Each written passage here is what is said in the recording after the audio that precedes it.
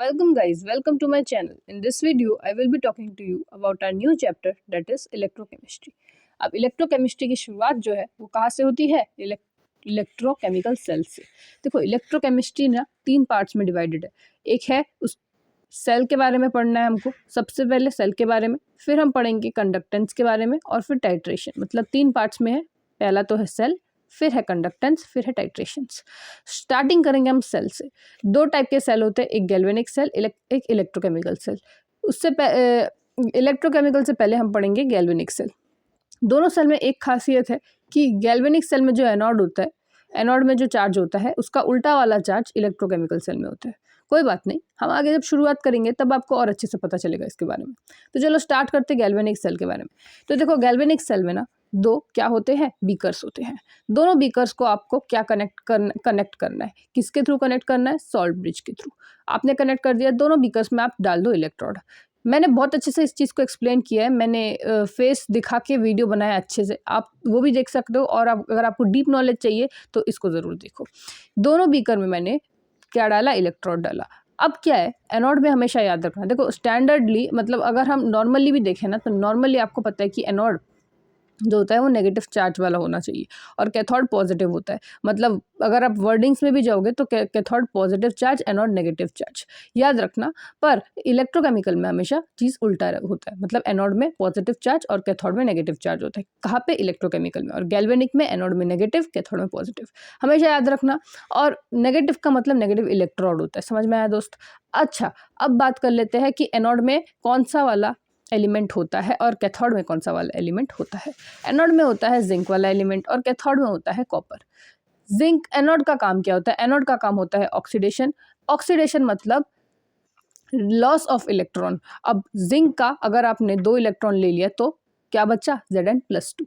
तो अब यहाँ पे जो ऑक्सीडेशन हो रहा है, लॉस ऑफ इलेक्ट्रॉन हो रहा है, तो यहाँ इसका मतलब सीधा सीधा यही है कि इधर से क्या हो रहा है? इलेक्ट्रॉन जा रहा है। अच्छा, अब यहाँ से अगर इलेक्ट्रॉन जा रहा है, यहाँ पे क्या हुआ है कि यहाँ पे जो सर्किट है ना वो पूरा फुल्ली क्लोज्ड है। क्यों? क्योंकि आपको लग रहा होगा कि इसके बीच में, इस बीकर के बीच में और इस बीकर के बीच में एक कनेक्शन होना चाहिए। तो कहाँ पे है वो कनेक्शन? तो देखो, अगर आप ध्यान से देखोगे ना, मैं थोड़ा सा कैमरा को कंसंट्रेट कर देती हूँ, तो आपको दिखेगा ये सॉल्ट ब्रिज जो है ना, ये कुछ और नहीं, कनेक्शन बनाने का ही काम कर रहा है। तो ये सॉल्ट ब्रिज जो है ना, ये कनेक्ट करता है इन दोनों इलेक्ट्रॉन्स के कंडक्टिविटी को। तो अब देखो, अगर ये इलेक्ट्रॉन इस तरफ जाएगा ना दोस्त, फिर आपको ये दिखेगा कि यहाँ पे क्या होगा? फिर यहाँ पे इलेक्ट्रॉन्स डिपॉजिट होते रहेंगे। इसका मतलब क्या है दोस्त? इसका मतलब यही है कि जो इलेक्ट्रॉन्स है ना, यहाँ पे ऐड हो रहे हैं, मतलब एडिशन ऑफ इलेक्ट्रॉन्स। अब एडिशन ऑफ इलेक्ट्रॉन्स को हम क्या बोलते हैं? रिडक्शन बोलते हैं। समझ में आया आपको? अब Cu जो होता है ना वो पॉजिटिव चार्ज में होता है। ये Cu जब वो 2 इलेक्ट्रॉन को लेगा ना, ये Cu+2 फॉर्म में है। यहाँ पे मैंने +2 नहीं लिखा, बस प्लस तक ही लिखा है। याद रखना, इसमें +2 लिखना आपको है। और उसको अगर आप 2 इलेक्ट्रॉन दे देते हो तो आगे चल के क्या बनाएगा? Cu बनाएगा। समझ में आया दोस्त? वो अपने न्यूट्रल फॉर्म में रहेगा। अब चलो, यहाँ पे क्या हुआ है उस चीज़ को अगर आप स्मॉल रिप्रेजेंटेशन के थ्रू अगर आप देखोगे तो आपको ये दिखेगा कि इसका रिप्रेजेंटेशन कुछ ऐसा होता है। कैसा होता है? Zn ऑफ सॉलिड, जो कि आगे चल के Zn+2 हो चुका है ऑक्सीडेशन होने के बाद। और यहाँ पे भी अगर आप देखोगे तो Cu+2 जो कि पहले हुआ करता था, वो आफ्टर रिडक्शन Cu हो चुका है। समझ में आया? अच्छा, अब ये जो मैंने स्लैश मारा है इधर, इस स्लैश का मतलब क्या है? ध्यान देना, अगर फेज सेम रहा तो आपको कौन सा चीज़ यूज़ करना है? तो आपको कॉमा यूज़ करना है। पर एज वी नो कि यहाँ पे फेज डिफरेंट है। आपको पता है कि Zn क्या होता है? सॉलिड फॉर्म में होता है। और Zn2+ मतलब जब हम उसमें एक्वस सोल्यूशन डालते हैं तब वो आयंस में टूट जाता है। तो जब वो आयनिक फॉर्म में होता है तब वो अपने एक्वस फॉर्म में होता है। तो जब वो अपने एक्वस फॉर्म में है तो यहाँ पे अगर आप चीज़ों को देखो ध्यान से, तो ये सॉलिड से एक्वस फॉर्म में गया है, मतलब यहाँ पे फेज चेंज हुआ है। तो जब फेज चेंज होता है ना दोस्त, जब डिफरेंट फेजेस दिखता है, तो आपको कौन सा वाला सिंबल डालना चाहिए? तब आपको स्लैश डालना चाहिए। और जब आप सॉल्ट ब्रिज बीच में कनेक्ट करते हो तो आपको कौन सा डालना चाहिए रिप्रेजेंटेशन में? Double slash. समझ में आया? इस तरह से आपको इलेक्ट्रोकेमिकल सेल्स को क्या करना पड़ता है? रिप्रेजेंट करना पड़ता है। अगर आप इसके ऑब्जर्वेशन को देखोगे, अगर आप इस चीज़ को अच्छे से ऑब्जर्व करोगे, तो आपको मैंने अभी बताई दिया, उसी चीज़ को अगर आप इंग्लिश में देखोगे तो आपको कुल मिला के 3 ऑब्जर्वेशन देखने को मिलता है। पहला ऑब्जर्वेशन ये है कि जो जिंक इलेक्ट्रोड होता है ना, उनका जो वेट है ना दोस्त, उनका वेट जो है वो कम हो जाता है। क्यों? क्योंकि इसमें से इलेक्ट्रॉन्स जा रहे हैं, तो उनका वेट क्या है? कम हो गया। व्हेयरएज़ Cu का वेट बढ़ रहा है क्योंकि Cu इलेक्ट्रॉन्स को ले रहा है। अच्छा, अब Cu जो है ना वो पहले ब्लू कलर का हुआ करता था क्योंकि Cu अपने SO4 फॉर्म में था, मतलब Cu+2 फॉर्म में था। अगर Cu+2 फॉर्म में है तभी वो SO4 के साथ रिएक्ट कर पाएगा। That's why Cu was in +2 form. इसका मतलब क्या था कि Cu जो था वो ब्लू कलर का था। CuSO4 जो होता है ना वो ब्लू कलर का होता है, पर आफ्टर रिडक्शन उसका जो कलर है वो फेड हो जाता है और जो Cu सॉलिड बनता है जब वो 2 इलेक्ट्रॉन ले लेता है तो उसका कलर तब हो जाता है रेड कलर का। तो रेड कलर का यहाँ पे आपको पीपीटी का फॉर्मेशन देखने को मिलता है। अब इससे आपको क्या कंक्लूजन देखने को मिल रहा है? अच्छा, ये बात तो मैंने आपको पहले ही बता दिया कि Zn+2 में चेंज हो रहा है, Cu में चेंज हो रहा है, रेड पीपीटी वगैरह बन रहा है यहाँ पे लॉस ऑफ। एक बात आपको जो याद रखना है वो ये याद रखना है कि अगर टेम्परेचर बढ़ जाए तो आपको क्या पता होना चाहिए, तब आपको स्पॉन्टेनियस एक्सोथर्मिक रिएक्शन देखने को मिलता है। इसका मतलब क्या है दोस्त? इसका मतलब ये है कि आपके पास गिब्स फ्री एनर्जी का फॉर्मूला है जो कि आपको पता है, delta G = delta H - T delta S। तो इसमें अगर आप एक चीज़ नोटिस करोगे तो आप ये पाओगे कि जो डेल्टा G है ना दोस्त, स्पॉन्टेनियस के केस में नेगेटिव होता है और स्पॉन्टेनियस के केस में डेल्टा S क्या होता है? पॉजिटिव होता है। और अगर आपने टेम्परेचर बढ़ा दिया तो ये जो प्रोसेस है ना वो एक्सोथर्मिक होता है। मेरे कहने का मतलब बस ये है कि इस पूरे रिएक्शन में ना टेम्परेचर क्या होता है, अगर आपने टेम्परेचर बढ़ा दिया तो स्पॉन्टेनियस रिएक्शन होता है, एक्सोथर्मिक रिएक्शन होता है, मतलब हीट लॉस होता है। और जो सबसे इंपॉर्टेंट बात है वो ये है कि स्पॉन्टेनियस रिएक्शन होता है। ठीक है, मतलब यहाँ पे ना आपको, मतलब ये अपने आप होता है ये रिएक्शन, आपको कोई एक्सटर्नल एनर्जी की ज़रूरत नहीं पड़ती। समझ में आया? अब देखो क्या होता है ना, क्यों मैं बता रही हूँ, क्योंकि जब आप इलेक्ट्रोकेमिकल सेल पढ़ोगे ना वो नॉन स्पॉन्टेनियस प्रोसेस होता है, दैट्स वाई। समझ में आया? अच्छा, अब बात कर लेते हैं आगे सॉल्ट ब्रिज की। अगर आप सॉल्ट ब्रिज का एग्जाम्पल देखोगे ना तो आप पाओगे कि जो सॉल्ट ब्रिज जो है ना सॉल्ट ब्रिज के एग्जाम्पल्स कुछ नाइट्रोजन से रिलेटेड है। देखो NH4NO2, NH4Cl, KCl। जब ना NH4 ammonium chloride, sodium chloride है ना, अमोनियम नाइट्रेट, ऐसे ऐसे जो एग्जाम्पल्स अगर आपको दिख जाए ना तो वो क्या होंगे? वो हमारे सॉल्ट ब्रिज के एग्जाम्पल्स होंगे, मतलब वो सॉल्ट कंटेनिंग है। इनका क्या काम है? इनका काम है सर्किट को कंप्लीट करना, इलेक्ट्रोन्यूट्रलिटी को पैदा करना। अच्छा, इसको यूज़ क्यों किया जाता है? देखो इसमें ना इसको यूज़ इसलिए किया जाता है सो दैट ये सर्किट को कंप्लीट कर सके। अच्छा, इसके क्या क्या कंडीशन होते हैं? इसके कंडीशन सिर्फ दो तीन होते हैं, 3 कंडीशंस यहाँ पे मैंने लिखा है, याद रखना। इसके कंडीशन ये होता है कि ये इसकी जो मोबिलिटी हो ना, इसकी मोबिलिटी कंपेरेबल होनी चाहिए। मतलब कि अगर जब इलेक्ट्रॉन से ऐसे मूव कर रहे हैं ना तो इसकी जो मोबिलिटी है और सॉल्ट ब्रिज की जो मोबिलिटी है ना, इलेक्ट्रॉन के मूव करने की मोबिलिटी और इसके मूव, ये दोनों कंपेरेबल होने चाहिए। ये दोनों सिमिलर नहीं होनी चाहिए इनकी मोबिलिटी, क्योंकि ना फिर इलेक्ट्रॉन इसके साथ मिक्स हो जाएगा, वो चीज़ ये नहीं चाहता। तो ये इंटरफेयर नहीं करना चाहता उस रिएक्शन के बीच में। कहने का मतलब ये है, मतलब it does not take part in any redox reaction, it just allows the flows of ions not the electrons. अगर KCl में से इलेक्ट्रॉन फ्लो हो गए तो भाई इलेक्ट्रॉन और इलेक्ट्रॉन दोनों मिक्स हो जाएंगे तो मुश्किल हो जाएगा ना चीज़ें, तो मतलब ऐड हो जाएंगी ना, इम्प्योरिटीज आ जाएंगी। फिर वही चीज़ जो है ना वो ये क्लेम करता है सॉल्ट ब्रिज कि मैं आयंस को छोड़ूंगा, इलेक्ट्रॉन्स को नहीं छोड़ूंगा। ठीक है ना, समझ में है? अब बात कर लेते हैं कौन कौन से टाइप के हाफ सेल्स होते हैं।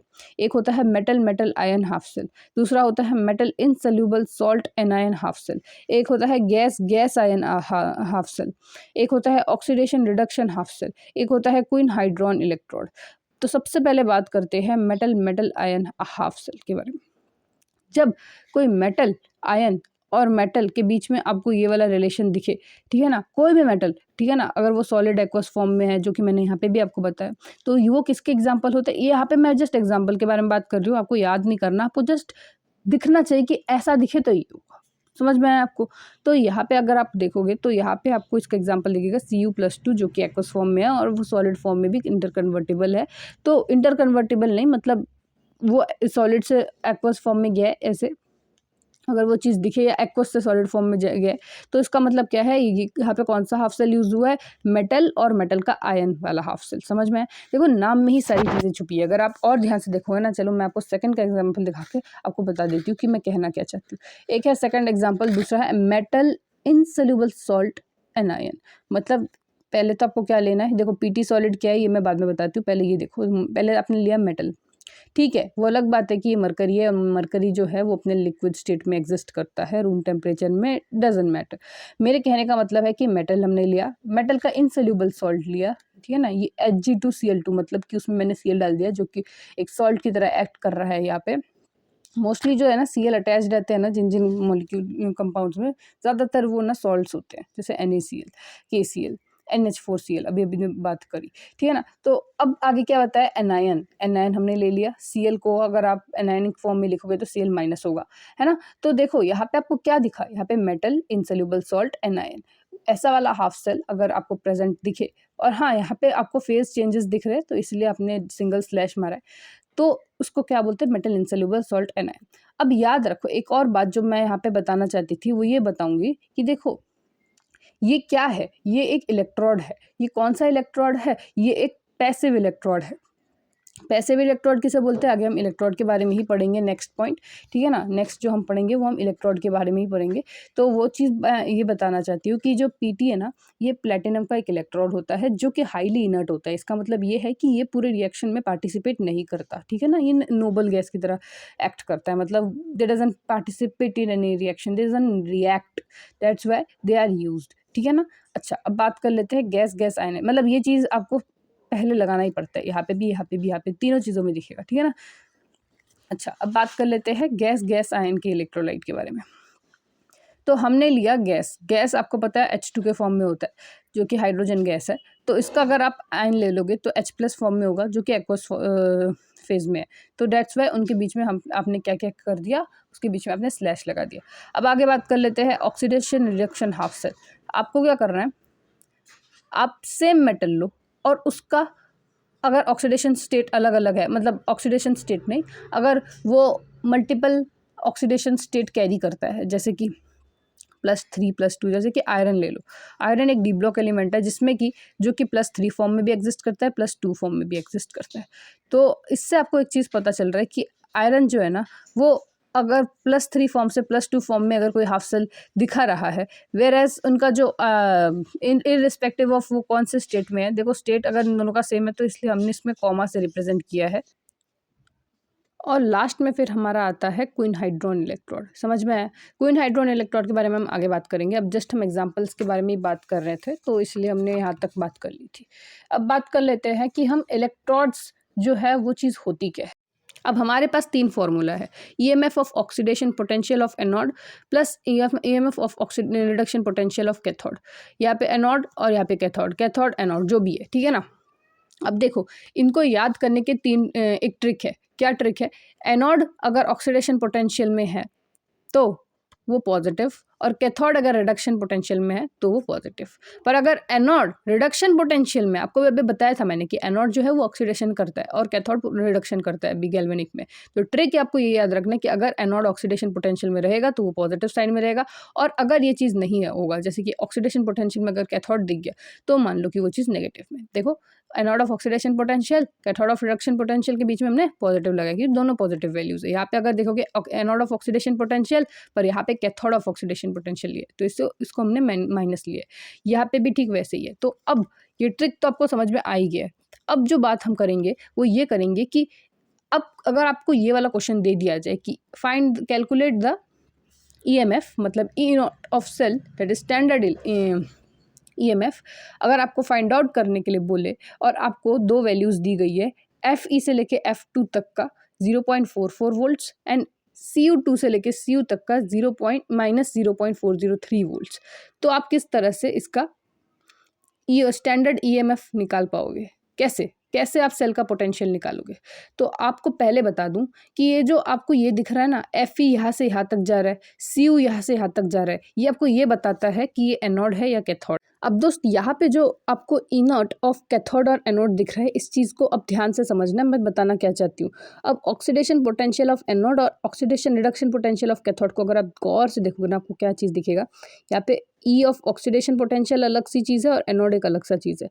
याद रखना, ये जो एनोड मैंने लिखा है या फिर जो कैथोड लिखा है ना, ये आपको रिएक्शन से पता चलेगा। देखो anode cathode, anode cathode, anode cathode तीनों में लिखा है। इसका मतलब तो एक चीज़ तो पक्का है कि ये आपको ये बताना चाहता है कि ये रिएक्शन का कुछ कुछ तो ये रिएक्शन के बारे में बता रहा है। मतलब कि आपको एक क्वेश्चन दिया हुआ है, जैसे कि calculate E naught of cell, जो कि आप ये है ऑफ दिस रिएक्शन, ये वाला एक रिएक्शन दिया है। अब इस रिएक्शन में कैथोड कौन सा होगा, एनोड कौन सा होगा, ये कौन डिटरमाइन करेगा? ये रिएक्शन डिटरमाइन करेगा। मतलब कि इस रिएक्शन में अगर आपको देखना है कि अगर आपको एनोड पूछा गया है, ठीक है ना, मतलब इस रिएक्शन में अगर आपको ये देखना है कि इसमें एनोड क्या है, कैथोड क्या है, तो आप कैसे देखोगे? देखो आपको ये दिखेगा कि CuSO4 Cu में कन्वर्ट हो रहा है, मतलब कि ये रिडक्शन कर रहा है। रिडक्शन मतलब कि ये कैथोड, इसको कैथोड में जाना चाहिए। वेयरएज Fe जो है वो Fe2+ में बदल गया, मतलब इसको एनोड में जाना चाहिए। तो मतलब Fe वाले पार्ट को मैं इधर लिखूंगी और Cu वाले पार्ट को मैं इधर लिखूंगी। इससे आपको ये वाला आइडिया मिलेगा, ठीक है ना। क्यों? क्योंकि इधर एनोड लिखा हुआ है, इधर कैथोड लिखा हुआ है। अब आप तीनों में से कोई भी फॉर्मूला यूज़ कर सकते हो। क्यों? क्योंकि तीनों में एनोड और कैथोड अलग अलग है। अब आप, मेरा फेवरेट फॉर्मूला तो ये ऊपर वाला है। अब देखो कैसे यूज़ करना पड़ता है। चलो ये, इससे आपको ये पता चल गया कि किसको कहाँ लिखना है, Fe वाले को इधर, इसको इधर। अब देखो आपको ये वाला फॉर्मूला दिया हुआ है। यहाँ पे क्या दिया हुआ है, ई नॉट ऑफ Fe2 जो कि है 0.44 और दूसरा है Cu2 प्लस टू Cu जो कि है माइनस ऑफ 0.434। मतलब कि Fe वाला जो भी टर्म है उस चीज़ को आपको आगे लिखना है, और Cu वाला जो भी टर्म है, मतलब अभी मैंने बताया ना Fe वाले को इधर, Fe वाले को मतलब Fe जो भी आपको क्वेश्चन में गिवन है Fe से रिलेटेड, उस पूरे टर्म को आपको आगे लिखना है, और Cu के रिलेटेड जो भी वैल्यू दी गई है उसको पीछे लिखना है। अब किस में प्लस लगेगा, किस में माइनस लगेगा, वही चीज़ बताई गई है कि अगर आपको क्वेश्चन में अगर ऑक्सीडेशन दिखे, ठीक है ना, क्वेश्चन में अगर ऑक्सीडेशन दिखे तो आपको कहाँ पुट करना है, कौन सा फॉर्मूला पुट करना है, ये वाला, ठीक है ना। अब एनोड आपको पता है Fe वाला, ठीक है ना। अब Fe में भी आपको क्या दिख रहा है क्वेश्चन में आपको दिख रहा है, मतलब जो आपको गिवन है वो क्या दिख रहा है, यहाँ पे ऑक्सीडेशन हो रहा है चीज़ों का। तो आपको इधर आपको कौन सा फॉर्मूला लगाना है, यही वाला एज इट इज़ लिखना है, ठीक है ना। पर अगर आपको यहाँ पे रिडक्शन होता हुआ दिखे, जैसे कि Fe2+2 Fe दिख रहा है और फिर आपको ये वाला फॉर्मूला दिया है, तो आपको क्या करना है, इसको चेंज करना है, इसको -0.44 करना है। समझ में आया? या फिर आप इसको इधर भी लिख सकते हो, ये वाला फॉर्मूला को अप्लाई करना है। समझ में आया आपको? यहाँ पे पहले कैथोड आएगा फिर एनोड आएगा। समझ में आ रहा है आपको? तो वैसे ही आपको ये देखना है कि ये, पहले आपको ये देखना है रिएक्शन के थ्रू कि ये एनोड का पार्ट है या कैथोड का पार्ट है। आपको एनोड के पार्ट से एक चीज़ का वो हो जाएगा, क्लैरिफिकेशन हो जाएगा कि इधर मेरे को कौन सा वाला यूज़ करना है रिएक्शन का। जैसे Fe है ना, तो वैल्यूज़ भी आपको दोनों अलग अलग दी जाएंगी, ठीक है ना, जिनके बारे में हमको देखना है। तो यहाँ पे जैसे Fe वाले को देखना है और यहाँ पे Cu वाले को देखना है। फिर आपको क्या चेक करना है कि चलो एनोड और कैथोड से आपको ये पता चल गया। अब EOP और ERP का क्या यूज़ है, आपको EOP से ये फाइंड आउट करना है, मतलब EOP ERP जो भी कुछ लिखा हुआ है, इससे ये आपको ये बताएगा कि जो क्वेश्चन में जो आपको ई नॉट की वैल्यू दी गई है वो किस में दी गई है, वो ऑक्सीडेशन के टर्म्स में दी गई है, रिडक्शन के टर्म्स में दी गई है। इधर आप देखोगे तो इधर ऑक्सीडेशन के टर्म्स में दी गई है, इधर रिडक्शन के टर्म्स में दी गई है। तो आपको कौन सा फॉर्मूला यूज़ करना चाहिए? आपको दिख रहा है एनोड जो कि Fe है, और उसमें भी आपको ऑक्सीडेशन के टर्म्स में अगर कोई वैल्यू दी गई है तो आप ये वाला फॉर्मूला यूज़ करो, और आपको रिडक्शन के टर्म में ये वाला फॉर्मूला दिया गया है कैथोड का, तो आप ये वाला फॉर्मूला यूज़ करो। समझ में आया किस तरह से चीज़ों को करना है? आगे बात कर लेते हैं नर्स्ट इक्वेशन के बारे में। अगर आप नर्स्ट इक्वेशन को ध्यान से देखोगे ना, तो नर्स्ट इक्वेशन का मतलब देखो, ये नर्स्ट इक्वेशन आता कहाँ से है? अगर आपको थोड़ा सा भी आपने मतलब 12th क्लास में ध्यान से पढ़ा था तो आपने ये वाला फॉर्मूला तो ज़रूर पढ़ा था, ΔG is equal to ΔG0 plus RTLN Q। देखो डेल्टा जी जो होता है ना वो गिव्स फ्री एनर्जी होता है, और ΔG0 होता है वो होता है standard gives free energy.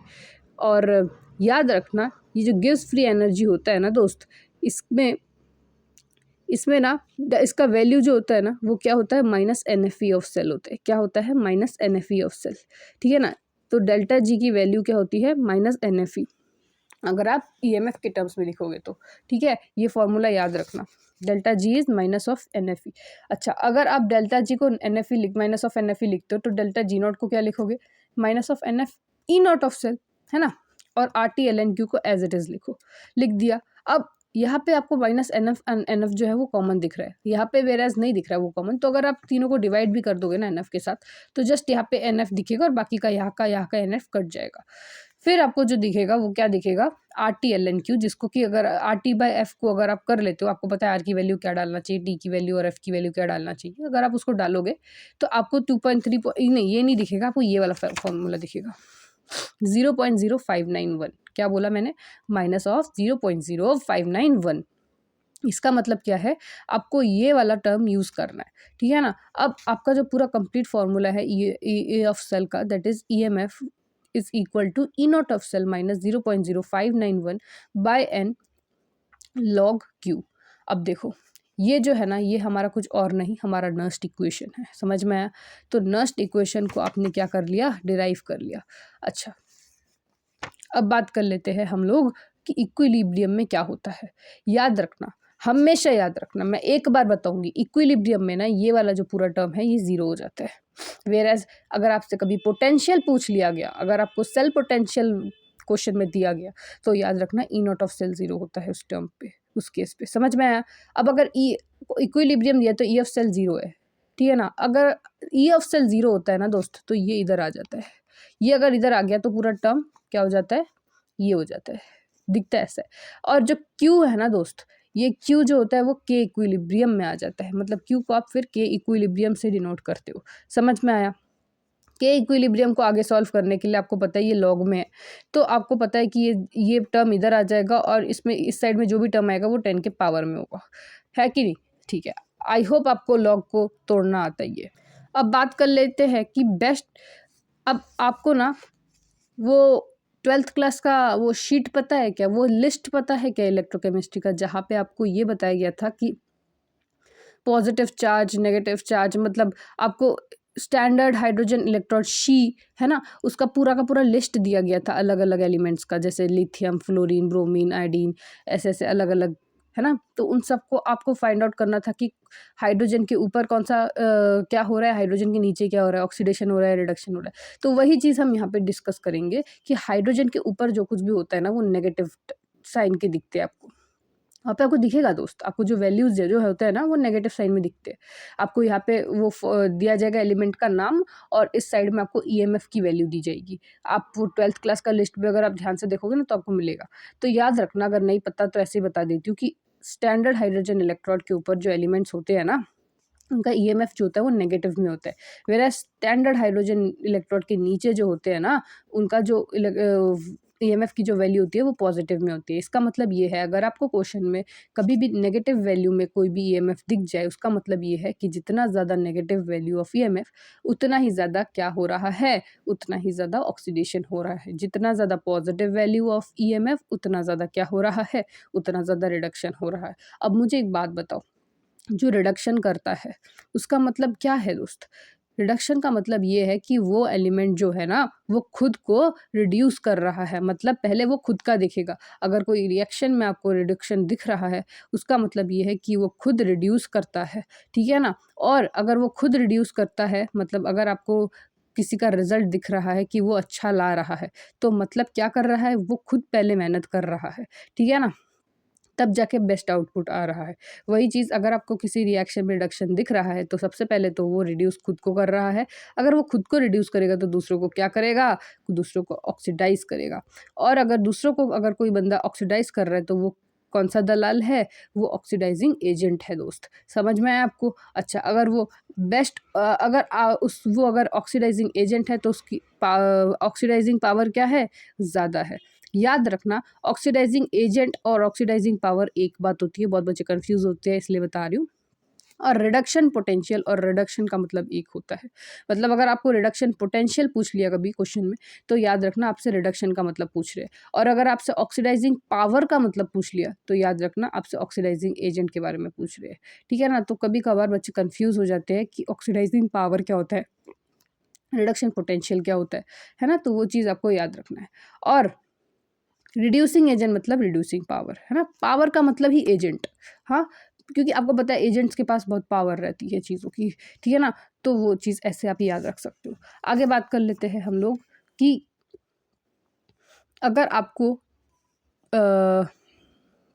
1 minute, अगर आपको 3 टर्म्स दी गई, जैसे कि इसका एग्जांपल कर रहे हैं हम लोग, जैसे कि ए की वैल्यू है 0.5, बी की है -3 और सी की है -1.2। अब आप मुझे इसको देख के बताओ कि इसमें कौन सा सबसे ज़्यादा ऑक्सीडेशन कर रहा है। अगर आप इसको गौर से देखोगे तो आपको दिखेगा कि जो सबसे ज़्यादा नेगेटिव मतलब कि ये, तो मतलब ये सबसे ज़्यादा क्या कर रहा है, ऑक्सीडेशन कर रहा है। क्या ये मैंने इधर लिखा है कहीं पे? आई एम सॉरी, ये चीज़ मैंने इधर लिखी नहीं है। क्या मैंने आगे वाले चीट में लिखा है? नहीं लिखा। तो मैं आपको बता दूँ इसका आंसर डायरेक्टली, सबसे ज़्यादा कौन ऑक्सीडेशन कर रहा है, ये कर रहा है। फिर कौन कर रहा है, ये कर रहा है। फिर कौन कर रहा है, ये कर रहा है। अब बताओ सबसे ज़्यादा रिडक्शन कौन कर रहा है? अगर आप देखोगे तो ये पॉजिटिव वैल्यू में, तो ये सबसे ज़्यादा, फिर ये, समझ में आया? अच्छा, अगर आपसे कभी पूछा गया कि रिड्यूसिंग एजेंट इसमें से कौन सा सबसे अच्छा है, तो आपको पता है जो ऑक्सीडेशन करता है वो खुद ऑक्सीडाइज होता है और दूसरों को रिड्यूस करता है, तो मतलब वो रिड्यूसिंग एजेंट हुआ। तो मतलब ये सबसे अच्छा रिड्यूसिंग एजेंट है। और रिड्यूसिंग पावर भी इसमें क्या है, ज़्यादा है। क्या ये रिडक्शन पोटेंशियल ज़्यादा शो करता है? नहीं, ये ऑक्सीडेशन पोटेंशियल ज़्यादा शो करता है। समझ में आया? अब बात कर लेते हैं कि अगर आपको ये वाला क्वेश्चन दे दिया गया हो, जैसे कि हाफ Br2 Br में कन्वर्ट हो रहा है और फिर BrO3 BrO माइनस में कन्वर्ट हो रहा है, ऐसे करके कोई क्वेश्चन अगर आपको दिख जाए, ठीक है ना। आई एम सॉरी, ये क्वेश्चन यहाँ से शुरू नहीं होता, ये क्वेश्चन यहाँ से शुरू होता है। जैसे कि BrO3 माइनस BrO में कन्वर्ट हो रहा है यूजिंग 0.3, मतलब इन दोनों के बीच में पोटेंशियल डिफरेंस क्या है, 0.54 वोल्ट। वैसे ही BrO माइनस हाफ Br2 में कन्वर्ट हो रहा है जिसके बीच में पोटेंशियल डिफरेंस है 0.45, और Br2 जो है वो Br माइनस में कन्वर्ट हो रहा है जिसके बीच में पोटेंशियल है 1.07। तो आपको क्वेश्चन पूछा गया है, क्या क्वेश्चन पूछा गया है, E0 of BrO3 to Br2 क्या होगा। अब आपको यहाँ पे ढूंढना है कि BrO3 किधर है, वो इधर है, और Br2 किधर है, इधर है। और आपको क्या करना है, यहाँ से लेके यहाँ तक पहुँच के आपको इसका क्या निकालना है, आपको इसका E0 निकालना है, इसके बीच का पोटेंशियल डिफरेंस निकालना है। अब ये मत कर देना इन दोनों को ऐड कर दिया है तक, नहीं नहीं नहीं नहीं नहीं, ऐसे काम मत करना। आपको मैं समझाऊंगी कैसे करना है। और दूसरे क्वेश्चन में आपको बताएगी कि BrO3 से लेके पूरा Br माइनस तक क्या हुआ है, वो चीज़ यहाँ पे बताई गई है। तो कैसे कैलकुलेट करते हैं उसके बारे में बात करते हैं। तो चलो सबसे पहले हम पकड़ लेते हैं BrO3 माइनस को। देखो मैंने आंसर लिखा है इसका, मेरे को मिल नहीं रहा था, तो आप टैली कर सकते हो पहले क्वेश्चन का आंसर। अब देखो BrO3 माइनस जो है ना दोस्त, अब BrO3 माइनस और BrO माइनस के बीच में हमको क्या देखो अब पहले सबसे पहले आप यहाँ से यहाँ तक पहुँचने के लिए क्या करोगे, सबसे पहले आप यहाँ से यहाँ तक पहुँचोगे, फिर आप यहाँ से लेके यहाँ तक पहुँचोगे कि नहीं। तो सबसे पहले आपका काम क्या है, यहाँ से यहाँ तक पहुँचना, मतलब आपको ऐड ही करना है बेसिकली, लेकिन ऐड किस तरह से करना है वही चीज़ दिखा रही हूँ मैं, ठीक है ना। ऐड में ना, एडिशन करते वक्त जब आप इन दोनों को ऐड करोगे, मतलब यहाँ से यहाँ तक पहुँचोगे, है ना, इन दोनों में कुछ ना कुछ चेंज आएगा, वो चीज़ बता रही हूँ, ठीक है ना। दोनों को ऐसे ही नहीं ऐड कर सकते आप, क्योंकि इसमें ना इलेक्ट्रॉन्स भी इन्वॉल्व होते हैं, और वही इलेक्ट्रॉन्स जो होते हैं वही दिक्कत देते हैं रास्ते में। समझ में आया आपको, दैट्स वाई, ठीक है ना। अब सबसे पहले मान लो कि आपने पहले स्टेप को पकड़ा, BrO3 से BrO माइनस तक गए, तो अब आपको कैसे फाइंड आउट करना है कि इसके बीच में कितने इलेक्ट्रॉन्स को हमको ऐड करना पड़ा। देखो इसका अगर आप ऑक्सीडेशन स्टेट निकालोगे तो आपको लगेगा इसमें है -5, मतलब Br जो है -5 नहीं 5 है ना, और यहाँ पे 5, यहाँ पे 1 इलेक्ट्रॉन दिखेगा आपको, मतलब Br+1 ऑक्सीडेशन स्टेट में, और ये यहाँ पे Br+5 ऑक्सीडेशन स्टेट में, ठीक है ना। इसका मतलब ये है कि 5 से 1 इलेक्ट्रॉन की तरफ शिफ्ट हुआ है, मतलब कि 5 से 1 मतलब 4 इलेक्ट्रॉन, दोनों को माइनस कर दो, दोनों के ऑक्सीडेशन स्टेट को, तो 5 - 1 4। समझ में आया। वैसे ही यहाँ पे भी अगर आपको दिखेगा तो यहाँ पे Br जो है वो +1 स्टेट से 0 स्टेट में गया है, तो मतलब यहाँ पे एक इलेक्ट्रॉन का एक्सचेंज हुआ है, दैट्स वाई हमने यहाँ पे कितना इलेक्ट्रॉन ले लिया, 1 इलेक्ट्रॉन ले लिया। अब आपको क्या करना है, दोनों को ऐड करना है। जब आप दोनों को ऐड करोगे ना तो ये वाला टर्म कट जाएगा। आपको पता है ये कैसे ऐड करते हैं, आपने 10th क्लास में तो पढ़ा ही होगा। आपको फिर एज इट इज़ चीज़ों को लिखना है, ठीक है ना। दोनों साइड रोज के क्या हो जाते हैं, नलीफाई हो जाते हैं। अब जो आंसर आपके पास आ रहा है ना दोस्त, अब आपको क्या करना है, याद रखना एक फार्मूला याद रखो, ये हाफ सेल का फार्मूला है। ये फार्मूला तब यूज़ होता है ना जब आपके पास डिफरेंट डिफरेंट एन की वैल्यूज़ होती है। ये जो इलेक्ट्रॉन्स आप देख रहे हो ना जो ट्रांसफ़र हो रहे हैं, ये कुछ और नहीं, ये एन के वैल्यूज़ है। दैट्स वाई, क्योंकि इनके वैल्यूज़ अलग अलग है तो आपको ये यहाँ पे N3 होगा, ठीक है ना दोस्त।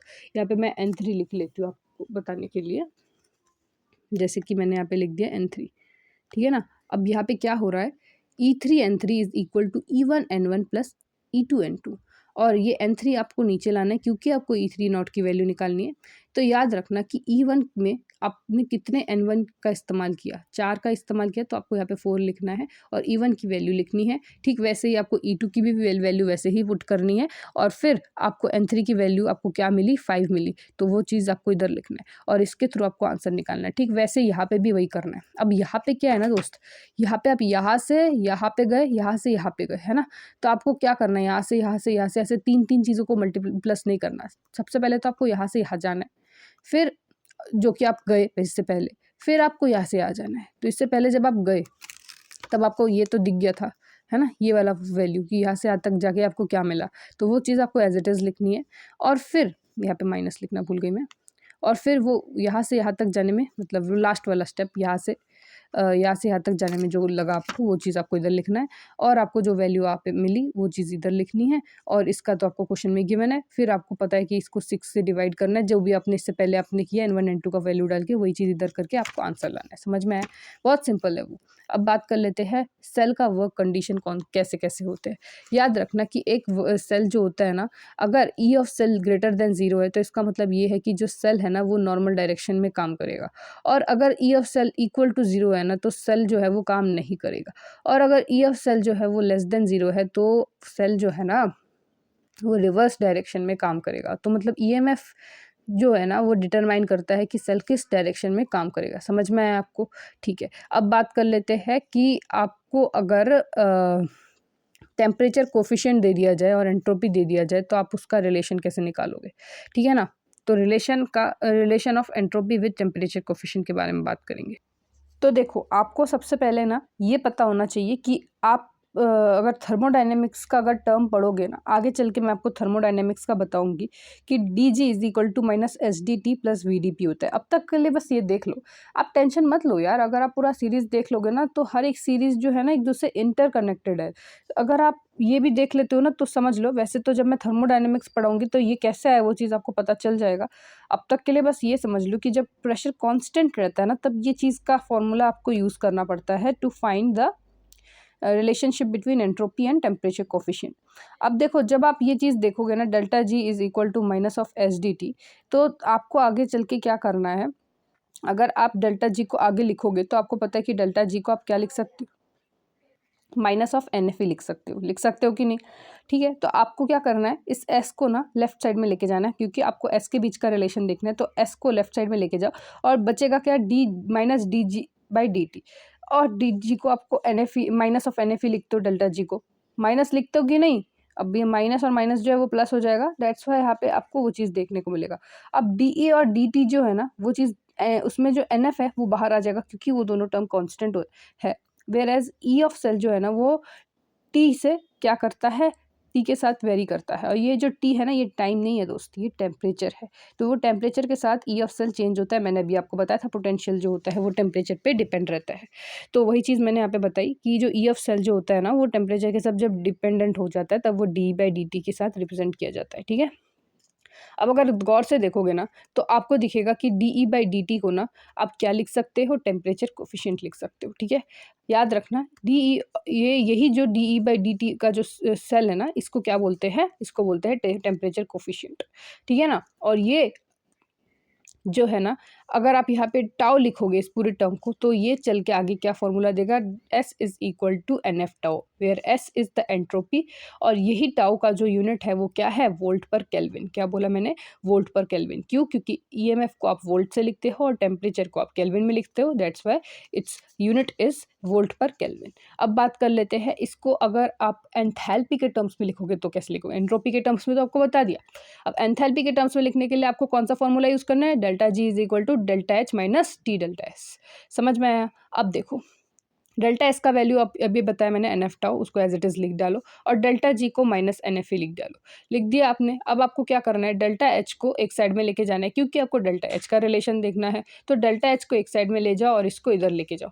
अगर आप इसको लेके जाओगे तब आपको दिखेगा कि जो NF जो है ना वो चीज़ आपको कॉमन दिख रहा है, तो उसमें NF बाहर में लेके आओ और जो चीज़ बचेगा वही आपका फॉर्मूला होगा। समझ में आया?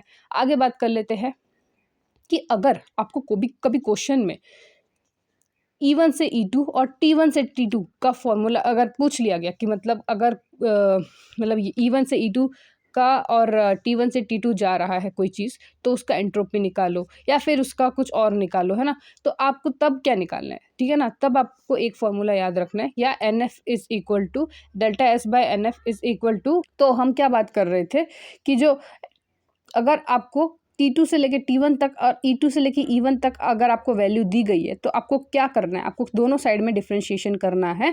आपको DT एक कॉर्नर में लेके जाना है और DE एक कॉर्नर में लेके जाना है। आपको पता है ना ये delta S is equal to NF E by cell by DT, ये वाला फॉर्मूला भी इंपॉर्टेंट है दोस्त। ऐसे टाउ लिख के मत छोड़ दो, टाउ को DE बाई DT भी लिख सकते हो। इस DT को इधर लेके जाओ और NF को नीचे लेके जाओ और फिर E2 से E1 और T2 से T1 कर दो।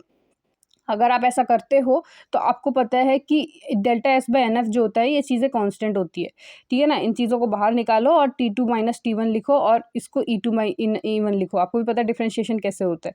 तो ये वाला फॉर्मूला यूज़ करके आप किसी का भी रेंज फाइंड आउट कर सकते हो डेल्टा एंट्रोपी का, ठीक है ना? अच्छा, अब बात कर लेते हैं कि हाइड्रोजन इलेक्ट्रोड को अगर आप डीपली पढ़ोगे तो आप पाओगे कि जब E0 H2 से H+ जाता है तब वो ज़ीरो होता है।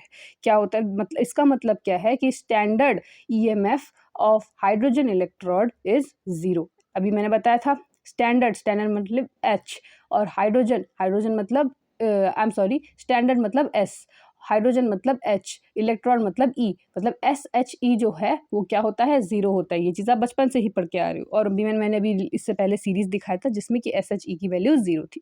तो आई होप आपको ये बात समझ में आ गई। अब बात कर लेते हैं कि हाइड्रोजन इलेक्ट्रोड को आपको कैसे सॉल्व। देखो, अगर आप इसको लिखोगे ना दोस्त, देखो E of H+ to H2 क्या होगा, E0 माइनस 0.0591 लॉग, वही है ना? पर अगर आप चीज़ों को ध्यान से देखोगे ना तो आपको पता है कि E0 ऑफ सेल तो ज़ीरो है ही, चलो वो हट गया, पर minus of 0.0591 log of H+ आएगा दोस्त। अगर आप हाइड्रोजन इलेक्ट्रोड को देखोगे तो, क्योंकि H+ ही एक्वस सोल्यूशन में वही कंसंट्रेशन के बेस्ड में यहाँ पे लिखा जाएगा K के Q में, और माइनस लॉग ऑफ H+ क्या होता है, माइनस लॉग ऑफ H+ क्या होता है, वही तो pH होता है दोस्त। समझ में आ रहा है आपको? तो आप क्या कर सकते हो, अगर आपको हाइड्रोजन का इलेक्ट्रोड पूछ लिया गया और अगर आपको pH के टर्म्स में भी अगर आपको कभी क्वेश्चन आ गया गलती से, तो भी आप उस चीज़ को सॉल्व कर सकते हो दोस्त, क्योंकि ये चीज़ छुपी हुई थी, ठीक है ना? अच्छा, अब बात कर लेते हैं कि कब माइनस ऑफ 0.0591 pH होगा और कब 0.0591 pH होगा। अब समझो, अगर ऑक्सीडेशन हो रहा है हाइड्रोजन का तो कौन सा फॉर्मूला यूज़ करना है, 0.0591 pH, मतलब कि आपको पॉजिटिव वैल्यू डालनी है। और अगर रिडक्शन पोटेंशियल यूज़ हो रहा है तो माइनस, ठीक है ना? अगर आपको ये नहीं आता तो हमेशा याद रखो कि देखो H+ से H2 बन रहा है, तो H2 जो होगा वो कहाँ होगा, प्रोडक्ट में होगा, और H+ जो होगा वो कहाँ होगा, वो होगा रिएक्टेंट में। और प्रोडक्ट को आप पहले ऊपर लिखते हो फिर रिएक्टेंट को लिखते हो जब आप लॉग के पीछे जो वैल्यू Q की वैल्यू जब आप डालते हो तो, है ना? तो क्वेश्चन, इसको रिएक्शन क्वेश्चन बोलते हैं, हाँ। तो मतलब प्रोडक्ट बाय रिएक्टेंट को अगर आप देखोगे तो आपको पता है H2 की वैल्यू तो ज़ीरो होगा, कंसंट्रेशन ऑफ H2 ज़ीरो होगा और H+ की एक पर्टिकुलर वैल्यू होगी, है ना? तो इस H+ को जब आप ऊपर लेके आओगे तो आपको क्या करना है, आपको आगे माइनस डालना पड़ेगा, तो वैसे आप याद कर सकते हो। पर यहाँ पे क्या है, H+ प्रोडक्ट में है तो चीज़ें प्लस में है। समझ में आया आपको? अच्छा, अब बात कर लेते हैं कि अगर आपका pH 9 दिया हुआ है तो आपको क्या करना है, आपको या फिर 10⁻9 दिया हुआ है, -9 दिया है, तो आप क्या करोगे? आपको पता है 10⁻⁻9 का जो pH है वो क्या है, 9 है। तो आपको क्या करना है, एज इट इज़। अब यहाँ पे देखना है कि हाइड्रोजन जो है वो उसका ऑक्सीडेशन पोटेंशियल हुआ है या रिडक्शन पोटेंशियल हुआ है। यहाँ पे देख के पता चलेगा कि आपके हाइड्रोजन ऑक्सीडेशन पोटेंशियल में आपको फाइंड करना है, इसका मतलब आपको प्लस में रखना है वैल्यू, और 0.0591 को आप क्या करना है, मल्टीप्लाई करना है 9 के साथ। इस तरह से आपको इसका आंसर मिल जाएगा। अब हम लोग बात कर लेते हैं आगे किसकी, डिफरेंस की। देखो अब हम बात करेंगे गैल्वेनिक सेल और इलेक्ट्रोकेमिकल सेल के बीच का डिफरेंस, ठीक है ना। ये बहुत इंपॉर्टेंट है, इसको ध्यान से सुनना। देखो अभी हमने बात करी थी इससे पहले, जब हम सबसे पहले चिट में थे तब हमने बात करी थी कि जो स्पॉन्टेनियस सेल गैल्वेनिक सेल होता है वो स्पॉन्टेनियस सेल रिएक्शन दिखाता है, और जो इलेक्ट्रोकेमिकल सेल होता है वो नॉन स्पॉन्टेनियस सेल रिएक्शन दिखाता है। अगर जो बंदा स्पॉन्टेनियसली कोई काम कर रहा है तो क्या उसको धक्के की ज़रूरत है, क्या उसको कोई एक्सटर्नल सोर्स की ज़रूरत है? नहीं। तो वही चीज़ लिखा है, नो एक्सटर्नल सोर्स नीडेड। क्या यहाँ पे ज़रूरत है? जी हाँ। तो यहाँ पे एक्सटर्नल सोर्स की ज़रूरत होती है। तो यहाँ पे जो एनोड होता है वो अगर नेगेटिव चार्ज का होगा तो यहाँ पे एनोड क्या होगा? पॉजिटिव चार्ज का होगा। वही चीज़ मैंने बताया, इसका वाइस वर्सा होता है इसके चार्जेस का, ठीक है ना। अब बात कर लेते हैं कि इलेक्ट्रोकेमिकल सेल दिखता कैसा है। तो यहाँ पे जो होता है ना, यहाँ पे एक ही बीकर ले लिया जाता है, उसमें एक साइड में आपको क्या लेकर रखना पड़ता है? एक प्लेटिनम का इलेक्ट्रोड जो कि इनर्ट होता है, और फिर एक कैथोड और एक एनोड। देखो यहाँ पे ना आपको प्लेटिनम का इलेक्ट्रोड लेना पड़ता है दोनों साइड में, यहाँ पे कोई जिंक कॉपर का इलेक्ट्रोड नहीं लेना पड़ता, क्योंकि यहाँ पे ना आपको क्या करना पड़ता है? एक एक्सटर्नल सोर्स देना पड़ता है। यहाँ पे एक्सटर्नल सोर्स क्या है? ये इलेक्ट्रोलाइट, क्योंकि ये इलेक्ट्रोलाइट जो है इसमें आयंस प्रेजेंट है, और जो आयंस होते हैं वो बैटरी अगर ऑन रहा तो वो क्या करते हैं? कंडक्शन करते हैं। समझ में आया आपको? अब ये कंडक्शन कैसे करेंगे? ये जो पॉजिटिव चार्ज है ना किसी भी सॉल्ट का, वो कहा जाएगा नेगेटिव चार्ज में, और ये नेगेटिव चार्ज जो है ना वो पॉजिटिव चार्ज में जाएगा। इसका मतलब क्या है कि जो भी नेगेटिव चार्जेस जहाँ पे पॉजिटिव चार्ज में डिपॉजिट होंगे वो क्या होगा? वो एनोड होगा। मतलब पॉजिटिव चार्ज वाले कैथोड जो होते हैं वो, I am sorry, positive charge वाले आयंस वाले इलेक्ट्रोड जो होते हैं वो एनोड होते हैं, और नेगेटिव चार्ज वाले इलेक्ट्रोड जो होते हैं वो कैथोड होते हैं। किसमें? इलेक्ट्रोकेमिकल सेल में। ये इलेक्ट्रोकेमिकल का डायग्राम है, गैल्वेनिक का नहीं है। स्पेस नहीं था इसलिए मैंने इधर बनाया, ठीक है ना। अब बात कर लेते हैं थोड़ा सा किसके बारे में, जो हमने हाफ सेल के इलेक्ट्रोड्स पढ़े थे उसके बारे में थोड़ा सा डीपली बात कर लेते हैं। देखो ये जो चीज़ें है ना, ये चीज़ें एक ही है, मैं वही चीज़ है, कुछ ऐसा खास नहीं है यहाँ पे। मैं बस एक चीज़ बताने वाली थी आपको, ठीक है ना। वो क्या है कि आपको एक रिलेशन आ सकता है दोस्त, किसके बीच में? मेटल मेटल आयन के बीच में और मेटल इनसोल्यूबल सॉल्ट आयन के बीच में। फिर आपको ये बताया जा सकता है, आपको एक वैल्यू दे दी जा सकती है कि मेटल मेटल आयन का जो वैल्यू है वो ये है, और मेटल इनसोल्यूबल सॉल्ट आयन का वैल्यू ये है। या फिर आपको रिलेशन, अब दोनों को में से किसी एक को फाइंड आउट करो, वो भी पूछा जा सकता है। तो आपको ना क्या याद रखना है? आपको ना केएसपी के टर्म्स में ना इसका रिलेशन याद रखना है। केएसपी के टर्म्स में एक रिलेशन आता है दोस्त, उस चीज़ को याद रखना है। कैसे याद रखोगे? ध्यान से देखो इधर, हाँ। तो अगर आप देखोगे ना फॉर्मूले को ध्यान से, तो आपको दिखेगा कि मेटल इनसोल्यूबल सॉल्ट जो होता है उसको हम आगे लिखते हैं, ठीक है ना। नाम इतना बड़ा है तो उसको हम आगे ही लिखेंगे, ऐसे याद रख सकते हो। सबसे पहले इसको लिखेंगे minus of metal metal ion का ई नॉट, ठीक है ना। जब आप इन दोनों को माइनस करोगे जो तो आपको वैल्यू मिलेगा 0.0591 लॉग ऑफ केएसपी, ठीक है ना। अब ये केएसपी क्या है? ये केएसपी बताता है आपको, वो आपने केएसपी पढ़ा है ना दोस्त, इक्विलिब्रियम में, वो वाला केएसपी के बारे में बात करेगा ये, ठीक है ना। तो इससे आपको इनसॉल्युबल सॉल्ट का क्या पता चल जाएगा? के की वैल्यू पता चल जाएगा, सॉल्युबिलिटी का पता चल जाएगा, है ना। ये सॉल्युबिलिटी का कांस्टेंट होता है, ठीक है ना। इस चीज़ से आप फाइंड आउट कर सकते हो, या फिर आपको कभी कभार सॉल्युबिलिटी कांस्टेंट दे दिया जाए और मेटल मेटल आयन पूछ लिया जाए तो ये वाला फॉर्मूला याद रखना है, इसलिए मैंने ये चिट खोला है। बाकी आपको उतना ध्यान नहीं देना किसी और पे। अब जो चीज़ है वो चीज़ है कि क्वीन हाइड्रोन सेल कैसा होता है, वो उस पर बात करेंगे। तो क्वीन हाइड्रोन वाला पे थोड़ा सा ध्यान से देखो। देखो यहाँ पे जो भी मैंने आपको हाफ सेल्स पढ़ाया था ना, ये जो मैंने ये चिट्स खोले हैं ना, ये चिट्स आपको बस यही बताएंगे कि किस तरह से, देखो minus log of H plus जो है वो, उस चीज़ को मैंने डीपली बताया यहाँ पे पीएच। मतलब मैंने जो भी आपको हाफ सेल पहले एग्जाम्पल करके बताया था उसका वो नर्स्ट इक्वेशन में कैसे लिखना है वही चीज़ यहाँ पे बताया गया। क्या मुझे आप एक बात बताओ, आपको अगर क्वेश्चन में कभी भी कोई इक्वेशन आ जाए तो क्या आप उसको नर्स्ट इक्वेशन में कन्वर्ट नहीं कर सकते? कितना सिंपल है दोस्त, इसको समझने की क्या ही ज़रूरत है। That's why I am not explaining this to you. What I am explaining is quinhydrone और हाइड्रोन का हाफ सेल जो है वो हमने जो पढ़ा नहीं था उस चीज़ को पढ़ेंगे।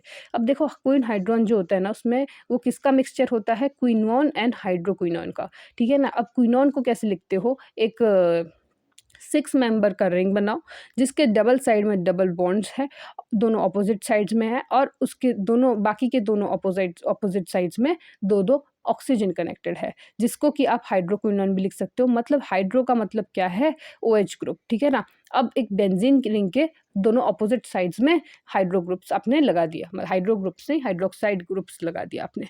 तो वही चीज़ आपको बताया कि यहाँ से यहाँ पे कन्वर्ट होता है, उसको हम क्विनॉन हाइड्रोक्विनॉन वाला हाफ सेल बोलते हैं। समझ में आया। अब हम लोग बात कर लेते हैं इसका सेल रिएक्शन कैसा होता है, इसको रिप्रेजेंट कैसे करते हैं। पहले तो रिप्रेजेंट समझ लो। रिप्रेजेंटेशन जो है ना वो दोस्त सेल रिएक्शन से ही आता है, ठीक है ना। तो चलो सेल रिएक्शन ही पहले समझ लेते हैं। तो देखो क्या होता है ना, जो क्विनॉन होता है ना उसको आप क्यू से रिप्रेजेंट करते हो। तो ये जो क्यू होता है, जब ये H+ और इलेक्ट्रॉन के कांटेक्ट में आता है, इसका मतलब जब वो हाइड्रोजन के कांटेक्ट में आता है, जिसको कि आप तोड़ के H+ और इलेक्ट्रॉन भी लिख सकते हो। तो वो जब इसके कांटेक्ट में आएगा, क्यों रिएक्शन कब होगा दोस्त, आपको भी पता है, जब कोई चीज़ आयनिक फॉर्म में रहेगा तभी रिएक्शन होगा। और वही आयनिक फॉर्म जो है आगे चल के एक न्यूट्रल फॉर्म बनाएगा तो जाके रिएक्शन कंप्लीट होगा। तो यहाँ पे वो चीज़ कंप्लीट होता है वो दिख रहा है। तो इसका मतलब क्या हो रहा है, यहाँ पे H+ जो है वो आपको लेफ्ट, उस चीज़ को आप रिप्रेजेंट अगर करोगे तो आपको लेफ्ट हैंड साइड में रिएक्टेंट्स लिखने हैं और राइट हैंड साइड में प्रोडक्ट्स लिखने हैं स्लैशेस डाल के। आपको पता है कि पीटी का सॉलिड वाला इलेक्ट्रोड यूज़ हुआ है, ठीक है ना। तो वो चीज़ तो कॉमन ही है, कोई दिक्कत नहीं है, इसमें कोई दौरा ही नहीं है। पर याद रखो कि यहाँ पे H+ एक्वस फॉर्म में है, तो इसलिए हमने H+ को एक्वस फॉर्म में लिखा, Q को एक्वस फॉर्म में लिखा, क्योंकि ये दोनों का क्या सेम है, इन दोनों का फेज सेम है। वेरएज इधर भी अगर आप QH2 को देखोगे वो उसका भी एक्वस फॉर्म में होगा, तो इसलिए तीनों को इसके थ्रू लिखा हुआ है, ठीक है ना। अब इस चीज़ का किस तरह से इसका नस्ट इक्वेशन बनाना है, ठीक है, फिर भी बता देती हूँ किस तरह से नस्ट इक्वेशन बनाना पड़ता है। ई ऑफ सेल जो होता है, E0 of cell minus of 0.00591। अब यहाँ पे आप देखोगे कि तो 2 इलेक्ट्रॉन ट्रांसफर हुआ है, तो मतलब n की वैल्यू यहाँ पे 2, ठीक है ना। अब याद रखो कि लॉग के पीछे जो ये वाला टर्म है ना, इसको पूरे टर्म को क्या बोलते हैं, रिएक्शन कोएफिशिएंट बोलते हैं। तो इसको क्या कैसे लिखते हैं, पहले तो प्रोडक्ट वाला टर्म को ऊपर लिखना पड़ता है, उसका कंसंट्रेशन डिवाइडेड बाय, मतलब इन में आपको रिएक्टेंट का टर्म लिखना पड़ता है। रिएक्टेंट में कौन से है, H+ और Q का एक ये वाला, ठीक है ना। आई एम सॉरी, ये नहीं, ये वाला टर्म देखो, इन दोनों को लिखना पड़ता है, तो इन दोनों को हमने लिखा, ठीक है ना। इस तरह से आपको चीज़ों को करना पड़ता है, ठीक है। इसके साथ हमारा ये वाला पार्ट खत्म होता है। आगे हम बात कर लेते हैं कि कौन कौन से स्टडीज़ आपको इलेक्ट्रोकेमिकल सेल्स में देखने को मिलता है, ठीक है ना। अब हम इलेक्ट्रोकेमिकल सेल्स में आ चुके हैं। अभी तक हमारा सेल वाला पार्ट कंप्लीट नहीं हुआ है दोस्त। अभी इसके बाद हमको कंडक्टेंस भी पढ़ना है। अभी जस्ट ज़्यादा दूर नहीं है हम कंडक्टेंस को पढ़ने में, ठीक है ना, बस ज़्यादा दूर नहीं है। देखो कंडक्टेंस का पार्ट यहाँ पे है। तो अब बात कर लेते हैं सबसे पहले इलेक्ट्रोकेमिकल्स में आपको क्या क्या चीज़ें पढ़नी। इलेक्ट्रोकेमिकल सेल्स को किस तरह से पढ़ा जाता है, देखो इलेक्ट्रोकेमिकल सेल्स को ना 2 तरीके से पढ़ा जाता है, एक है क्वालिटेटिव, दूसरा है क्वांटिटेटिव। क्वांटिटेटिव के बारे में थोड़ी देर बात करेंगे।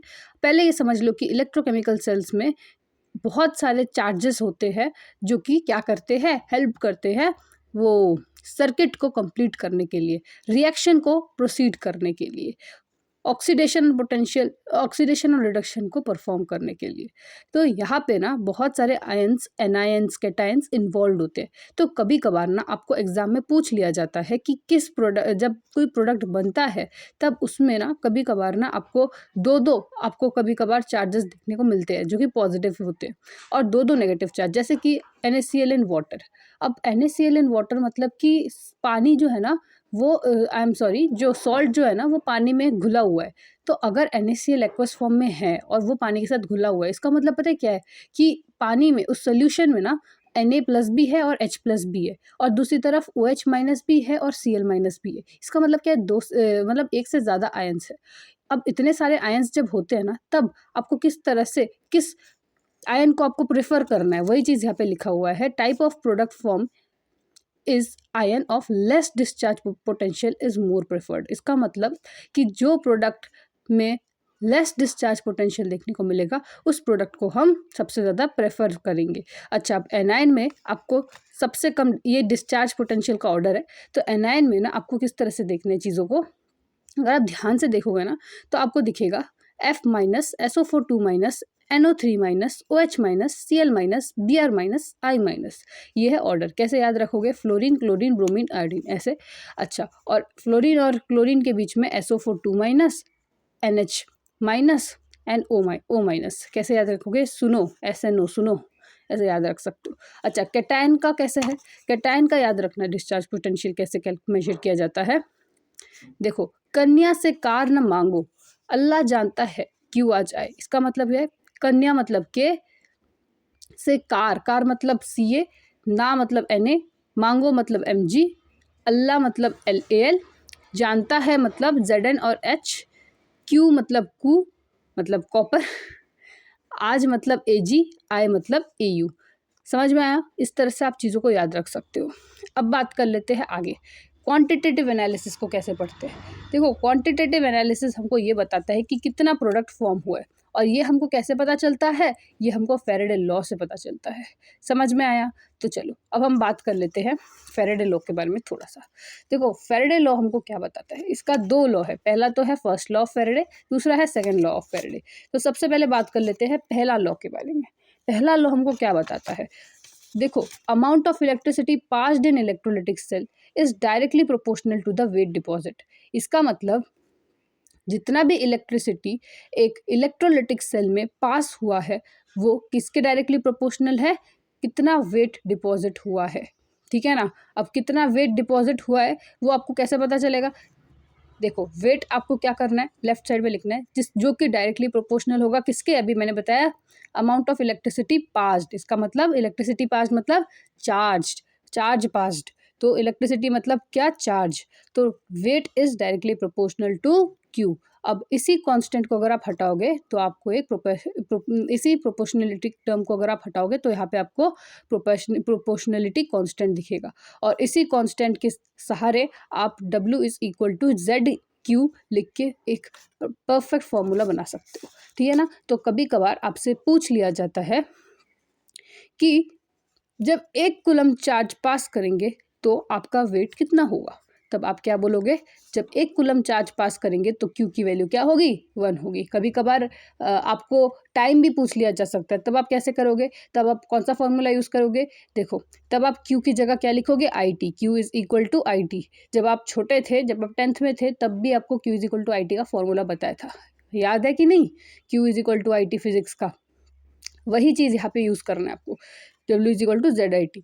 अब आपसे क्या पूछा गया है कि 1 कूलम चार्ज अगर आपको पास कर दिया जाए तो आपका वेट मतलब आपका वेट नहीं, मतलब फिर क्या फॉर्मूला होगा, तो यहाँ पे 1 लगाओगे तो क्या हो जाएगा, W is equal to Z। समझ में आया आपको? अच्छा, आगे बात कर लेते हैं कि एक यूनिट चार्ज में कितने इलेक्ट्रॉन्स होते हैं। एक यूनिट चार्ज में नहीं, मतलब चार्ज ऑफ 1 इलेक्ट्रॉन, मतलब कि एक इलेक्ट्रॉन का कितना चार्ज होता है। एक पर्टिकुलर इलेक्ट्रॉन है आपके हाथ में, इलेक्ट्रॉन तो मतलब नेगेटिव चार्ज एनायन है ना, नेगेटिव चार्ज कैरी करने वाला पार्टिकल। ठीक है ना? तो वही एक इलेक्ट्रॉन कितना चार्ज कैरी करता है अपने ऊपर, तो याद रखना 1.6 इंटू 10⁻⁻19 जो आप पढ़ते थे ना, वो कुछ और नहीं उस इलेक्ट्रॉन का चार्ज है। और ऐसे ही 1 मोल इलेक्ट्रॉन का कितना होगा आप मुझे बताओ। मतलब आपने एक इलेक्ट्रॉन का पढ़ लिया, 1 मोल क्या होता है, 1 मोल मतलब एक वैल्यू होती है, कितनी होती है 1 मोल की वैल्यू, 1.66 इंटू 10⁻23। इसको क्या करोगे आप, मल्टीप्लाई कर दोगे एक चार्ज के इलेक्ट्रॉन से, इससे आपको क्या मिलेगा, 1 मोल चार्ज ऑफ इलेक्ट्रॉन, जो कुछ नहीं 1 फेरेडे ही होता है। समझ में आया? 1 Faraday is nothing but the charge of 1 mole electron. समझ में आया? अच्छा, आगे बात कर लेते हैं कि सेकेंड लॉ ऑफ फेरेडे क्या बोलता है। देखो, सेकेंड लॉ ऑफ फेरेडे बोलता है when 1 Faraday electricity is passed then weight deposit is nothing but is equal to the gram equivalent mass. क्या बोला मैंने, वापस रिपीट करती हूँ कि जब हम 1 फेरेडे इलेक्ट्रिसिटी को पास करते हैं, देखो इससे पहले हमने क्या पढ़ा था कि हम जब चार्ज पास करते हैं तो वो डायरेक्टली प्रोपोर्शनल होता है कितना वेट डिपॉजिट किया गया है। और अब यहाँ पे क्या बोला गया है, अब जो चार्ज है ना हम पास कर रहे हैं, वहाँ पे तो सिर्फ चार्ज बोला था, वहाँ पे स्पेसिफिकली मेंशन नहीं किया था दोस्त कि कौन सा चार्ज, कितना चार्ज। यहाँ पे बताया गया है स्पेसिफिकली कि जब हम 1 फेरेडे इलेक्ट्रिसिटी का चार्ज पास करेंगे तब जो वेट डिपॉजिट होगा, वहाँ पे वेट डिपॉजिट भी मेंशन नहीं किया गया था, सिर्फ वेट डिपॉजिट बोला गया था। पर यहाँ पे हमको वेट डिपॉजिट भी बताया गया, कौन सा वाला weight deposit, gram equivalent mass वाला। ग्राम इक्विवेलेंट मास का मतलब क्या है, देखो ग्राम इक्विवेलेंट मास का मतलब है molar mass divided by N factor. अब इस चीज़ को आप बाद में पढ़ोगे, पहले अब बस एक बात याद रखो। अच्छा, पहले ही बता देती हूँ मैं, जैसे कैसे निकालते हैं ग्राम इक्विवेलेंट मास, ऐसे बता दूँ मैं तुमको। जैसे कि फॉर एग्जाम्पल आप ले लो H2SO4 का आप ग्राम इक्विवेलेंट मास कैसे निकालोगे। देखो मोलर मास कितना होता है H2SO4, आपको क्वेश्चन में दिया रहेगा, जैसे H2SO4 का इतना लिया, इतना पास किया चार्ज वगैरह। हाँ, तो आप कैसे निकालोगे, आपको बता दूँ कि H2SO4 का मोलर मास क्या होता है, 98 होता है। और उसका एन फैक्टर मतलब कितना वो मतलब यहाँ पे H प्लस रिलीज कर सकता है। H2SO4 में कितना H प्लस रिलीज कर सकता है, 2 H प्लस रिलीज कर सकता है। तो इसका एन फैक्टर क्या होगा, 2 होगा। तो 98 डिवाइड बाई 2 क्या हो जाएगा, इसका ग्राम इक्विवेलेंट मास। समझ में आया आपको, ठीक है ना। आगे आप कर सकते हो इसको, 49 आएगा शायद, आई थिंक 49 होगा। तो 49 इसका ग्राम इक्विवेलेंट मास होगा H9 का, H2SO4 का। तो इस तरह से आप ग्राम इक्विवेलेंट मास निकाल सकते हो। पर मेरे यहाँ पे बोलने का बस यही मुद्दा है कि 1 फैराडे इलेक्ट्रिसिटी जब आप पास करते हो तो वो वेट डिपॉजिट जो होता है वो ग्राम इक्विवेलेंट मास के इक्वल होता है, ठीक है ना। ये चीज़ आपको बता दिया मैंने। आपको क्या याद रखना है, आपको एक फॉर्मूला याद रखना है। कौन सा वाला फॉर्मूला, आपने तो 3 फॉर्मूलेस तो पढ़े मेरे मुँह से। कौन कौन से, एक है number of moles is equal to given mass upon molar mass. दूसरा फॉर्मूला पढ़ा है कि given number upon Avogadro number. तीसरा पढ़ा है गिवन वॉल्यूम अपॉन 22.4। आपको क्या फर्क करना है, एक और नंबर ऑफ मोल का फॉर्मूला आपको ऐड करना है आपकी डिक्शनरी में, आपके पढ़ाई के डिक्शनरी में। कौन सा फॉर्मूला, वो है ये वाला जो फॉर्मूला है वो भी आप अपने डिक्शनरी में डाल दो। कौन सा फॉर्मूला है, N is equal to Q by NF into F. मतलब कि n मतलब number of moles that is equal to Q मतलब चार्ज अपॉन NF मतलब N factor multiply by F मतलब फैराडे। अब देखो आपको क्या करना है, ये वाला फॉर्मूला कब यूज़ करना है, F मतलब 96500 वो वाला। समझ में आ रहा है आपको। देखो अगर चार्ज अगर आपको कूलम के टर्म्स में दिया है ना दोस्त, फिर आपको F की जगह ना 96500 लिखना है। पर अगर दोस्त यहाँ पे चार्ज अगर फैराडे के टर्म्स में दिया है, तो मतलब क्वेश्चन में देखना आपको चार्ज किसके टर्म्स में दिया है, ठीक है ना। तो फैराडे के अगर टर्म्स में दिया है तो आपको क्या करना है, इधर कुछ नहीं लिखना है, एज इट इज़ एफ लिखना है। समझ में आया आपको। अच्छा, अब बात कर लेते हैं कि कैसे इस क्वेश्चन को सॉल्व करेंगे। इसको अगर आप तोड़ के देखोगे, बाद में तोड़ाऊंगी, पहले आपको बस क्या बोला मैंने, इस चीज़ को याद करो। अब इस चीज़ को याद कर लिया, आपको पता है कि number of moles is equal to given volume upon 22.4। आपको पता है कि इस गिवन वॉल्यूम को भी आप फाइंड आउट कर सकते हो। अगर आपको कभी कभार क्वेश्चन में ये भी पूछ लिया जाए ना कि कितना वॉल्यूम होगा, तो भी आप इजीली इस चीज़ को नंबर ऑफ मोल को वॉल्यूम के टर्म्स में भी कर सकते हो। क्योंकि मैंने आपको उस डिक्शनरी में एक फॉर्मूला और भी पढ़ाया था, जिसमें आपको मैंने पढ़ाया था कि number of moles is equal to given volume upon 22.4। और आप गिवन वॉल्यूम फाइंड आउट करना है तो उसको क्या करना है, नंबर ऑफ मोल्स इंटू 22.4 करना है कि नहीं। अब आपको पता है कि नंबर ऑफ मोल्स का ये फॉर्मूला है, तो इस फॉर्मूले में मल्टीप्लाई कर दो 22.4 का। समझ में आया। अब समझते हैं कि ये number of moles is equal to Q by NF into F को कैसे लिख सकते हो। तो देखो, इस नंबर ऑफ मोल्स को आप गिवन मास अपॉन मोलर मास तो लिख सकते हो, कोई दिक्कत नहीं। अच्छा, Q बाई NF तो लिख सकते हो, कोई दिक्कत वो भी नहीं। अच्छा, आगे देखो, Q by NF into F बोला है। अब मैंने क्या बताया था, अगर कूलम में दिया हो तो आपको क्या करना है, 96500 के साथ उसको मल्टीप्लाई करना है, और आगे कूलम भी आएगा, ठीक है ना।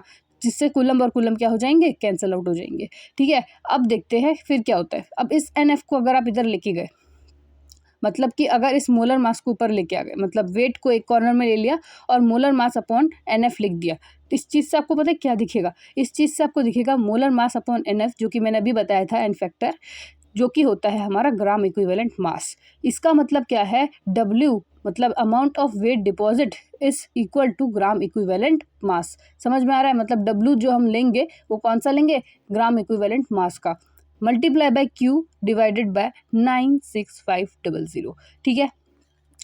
अब देखो, अब इस चीज़ को आप क्या लिख सकते हो, मतलब ये जो Q है ना दोस्त, इस Q को जब अगर आप नीचे लेके गए तो यहाँ पे क्या आ जाएगा, W बाई Q। और आपको अभी मैंने यहाँ पे पढ़ाया था कि W is nothing but Z into Q। और इस W अगर इस Q को अगर आप डिवाइड में ले गए तो W बाई Q की वैल्यू क्या हो जाएगी, Z हो जाएगी। तो आप W बाई Q को क्या लिख सकते हो, Z भी लिख सकते हो। तो Z is nothing but W by Q। तो आप अगर इस टर्म को पूरा Z लिख दोगे तो क्या आंसर आएगा, Z is nothing but gram equivalent mass divided bye 96500। समझ में आया ये फॉर्मूला। आगे पढ़ते हैं कि किस तरह से आप एन फैक्टर का फाइंड आउट कर सकते हो, ठीक है ना। बहुत बच्चों को ये भी नहीं पता होगा, तो पहले बता दूं, अगर एसिड अगर दिया हुआ है जैसे H2SO4, तो आपको क्या देखना है, number of H plus released. अगर आपको बेस देखना है तो कैसे देखना है, number of O minus released, ठीक है ना। अगर आपको सॉल्ट देखना है तो आपको कैसे पता, अगर आपको सॉल्ट गिवन है क्वेश्चन में तो आपको क्या करना है, आपको आयंस को मल्टीप्लाई करना है, ठीक है ना। जैसे कि H2 जैसे कि नहीं H2SO4 नहीं, NaCl में Na+ और Cl-, Na+1 होता है और Cl-1 होता है, ऐसे 1 × 1 क्या हो जाएगा, 1 हो जाएगा, तो इसका एन फैक्टर 1 ही रहेगा, ठीक है ना ऐसे। और अगर आपको कोई रिएक्शन दिया है तो उसमें कितने इलेक्ट्रॉन्स इन्वॉल्व है, जो कि आपने अभी इलेक्ट्रोकेमिस्ट्री के नर्स्ट इक्वेशन में पढ़ा था, वही वाला एन फैक्टर आपको फाइंड आउट करना है, ठीक है। आगे बात कर लेते हैं ओम्स लॉ क्या होता है। ओम्स लॉ यही बताता है कि current carried by conductor that is I is directly proportional to potential difference across the ends of the constant conductor at constant temperature. इसका मतलब कि अगर जब टेम्परेचर कांस्टेंट रखोगे तो V is directly proportional to current and V is equal to IR, ठीक है ना। चलो अब बात कर लेते हैं कि आपको क्या क्या फॉर्मूलेज याद रखने हैं। एक ट्रिक बताऊंगी, सारे फॉर्मूलेज याद हो जाएंगे। देखो इतना तो आपको आता है, V is equal to IR और R is equal to rho L by ए, मतलब ये मेरा तरीका था याद करने का। ये चीज़ हमने 10th क्लास में पढ़ा है, क्या है, रो ले बाई ए। अगर आपको ऐसे याद करना है तो रो ले बाई ए करके याद कर सकते हो आप, ठीक है। अच्छा अब बात मैं क्या करना चाहती हूँ वो ये है कि आर को आप क्या बोलते हो, इतना आपको पता है। बस आपको क्या करना है, आपका एग्जिस्टिंग नॉलेज और आपका करंट नॉलेज, इन दोनों को क्या करना है, रिलेट करना है। अगर आपने ये दोनों काम कर लिया तो आपको चीज़ें बहुत देर तक याद रहेंगी। अब ये जो आर है ना, इसको आप बोलते हो रेजिस्टेंस, और ये जो रो है ना दोस्त, इसको आप रेजिस्टिविटी बोलते हो कि नहीं। अब जो आर है ना दोस्त, इस आर को ना आप क्या लिख सकते हो, देखो आर का मतलब, आर को क्या बोलते हो आप, रेजिस्टेंस बोलते हो। और रेजिस्टेंस और कंडक्टेंस, इन दोनों का जो सफिक्स है ये दोनों सेम है। और दूसरा रेजिस्टिविटी और कंडक्टिविटी, देखो रेजिस्ट और कंडक्ट, बस उसी के बीच में आपको रिलेशन खाना है। देखो रेजिस्टिविटी और कंडक्टिविटी, इन दोनों का क्या सेम है, सफिक्स सेम है। वैसे ही इसका मतलब क्या है कि जो आर की वैल्यू होगी ना, वो किसके साथ मेल खाएगी, कंडक्टेंस के साथ मेल खाएगी। मतलब कंडक्टेंस और रेजिस्टेंस एक साथ होंगे, वेयर एज कंडक्टिविटी और रेजिस्टिविटी जो होंगे वो दोनों एक साथ होंगे। तो याद रखना कि कंडक्टिविटी जो होती है ना, वो इन्वर्स होती है रेजिस्टिविटी की, और रेजिस्टेंस जो होता है वो इन्वर्स होता है रेजिस्टेंस की। तो वैसे ही ये जो रो ले बाई ए हो जाएगा ना, ए बाई रो इंटू एल हो जाएगा अगर आप कंडक्टेंस की वैल्यू निकालोगे तो, मतलब रेसिप्रोकल कर दोगे इस पूरे टर्म को। समझ में आया? इस तरह से आप चीज़ों को याद रख सकते हो। कितना सिंपल सा ट्रिक था, है ना। अब बात कर लेते हैं जी स्टार का मतलब क्या होता है। पहले मैं एक और बात बता दूं कि ये जो के होता है ना, इसको मैं, हाँ कंडक्टिविटी बता रही हूँ, पर इसको कंडक्टिविटी नहीं बोलते, इसको बोलते हैं स्पेसिफिक कंडक्टिविटी। क्यों दोस्त? क्योंकि आगे आप और भी कंडक्टिविटी के अलग अलग टर्म्स पढ़ने वाले हो, जैसे कि मोलर कंडक्टिविटी, इक्विवेलेंट कंडक्टिविटी, तब आप बहुत कंफ्यूज हो जाओगे दोस्त। इसलिए मैं आपको बता रही हूँ कि इसको स्पेसिफिक वाला बोलते हैं। अच्छा अब कभी कभार ना क्वेश्चन में स्पेसिफिक का और मोलर का एक साथ रिलेशन आता है, तब क्या करोगे, तब समझ में ही आएगा कौन सा वैल्यू कहाँ डालोगे, है ना। तो ऐसे समझना चाहिए आपको। अब बात कर लेते हैं जी स्टार के बारे में। What is G star? G star is nothing but cell constant and its value is L/A, ठीक है ना। अच्छा एक रिलेशन और याद रखना है आपको, वो क्या याद रखना है, K is equal to G into G star. बस इतना फॉर्मूला आप याद रख लो। अब इससे रिलेटेड जितने भी न्यूमेरिकल टाइप क्वेश्चन आएंगे वो आपके हाथों का खेल, आपके बाएं हाथों का खेल रहेगा उसको सॉल्व करना। एक चीज़ है जो मैंने यहाँ पे गलत लिखी है, वो क्या है कि डाइल्यूशन जो है ना वो इन्वर्सली प्रोपोर्शनल टू कंडक्टिविटी, वो ये चीज़ गलत लिखी है। जितनी ज़्यादा डाइल्यूशन होगा उतना ज़्यादा कंडक्टिविटी होगा। इस चीज़ को आप काट लो, 1 मिनट। मेरे पास इधर पेन नहीं है तो आप यहाँ पे डायरेक्टली प्रोपोर्शनल का साइन लगा दो। और क्यों होता है, कैसे होता है, वो मैं बाद में बात करूँगी। अभी बस पहले ये समझ लो कि डाइल्यूशन और अच्छी बता ही देती हूँ कि जितना ज़्यादा आप पानी ऐड करते हो उतना उसका कंसंट्रेशन कम होता है। जिसका कंसंट्रेशन कम होगा वो उसमें, उसके अंदर जो आयंस हो गए ना वो फ्रीली मूव होंगे। जो आयन सबसे ज़्यादा इजीली मूव कर सकते हैं उसको कोई दिक्कत होगी? कंडक्टिविटी, मतलब कंडक्टेंस चाहती क्या है, वो चाहती है जितना ज़्यादा इलेक्ट्रॉन्स एक जगह से दूसरी जगह जाए, जितना ज़्यादा चार्ज का फ्लो हो, उतना ज़्यादा क्या होगा, कंडक्टेंस होगा। चीज़ों को अगर गहराई से समझोगे तो समझ में आएगा आपको। देखो अब मैं आपको रिलेशन बताऊंगी मोलर कंडक्टिविटी की और स्पेसिफिक कंडक्टिविटी की, याद रखना। अच्छा वो रिलेशन मैं बाद में बताती हूँ, पहले आपको ये समझा देती हूँ कि मोलर कंडक्टेंस होता क्या है।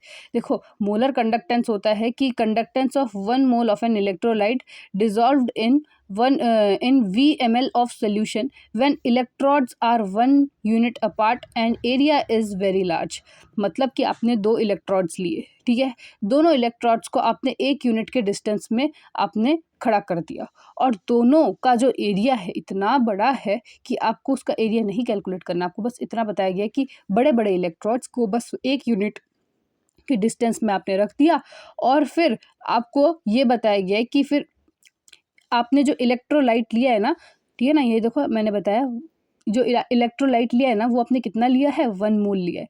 तो 1 मोल आपने इलेक्ट्रोलाइट लिया किसमें VML सोल्यूशन में, ठीक है ना। उस सोल्यूशन में आपने डिसॉल्व किया। अब डिसॉल्व करोगे तभी तो जाके कंडक्टेंस होगा, मतलब कंडक्टिविटी होगी, है ना। तो कंडक्टिविटी जो होगी उस चीज़ को आप क्या बोलोगे, उस चीज़ को आप कंडक्टेंस बोलोगे। समझ में आया।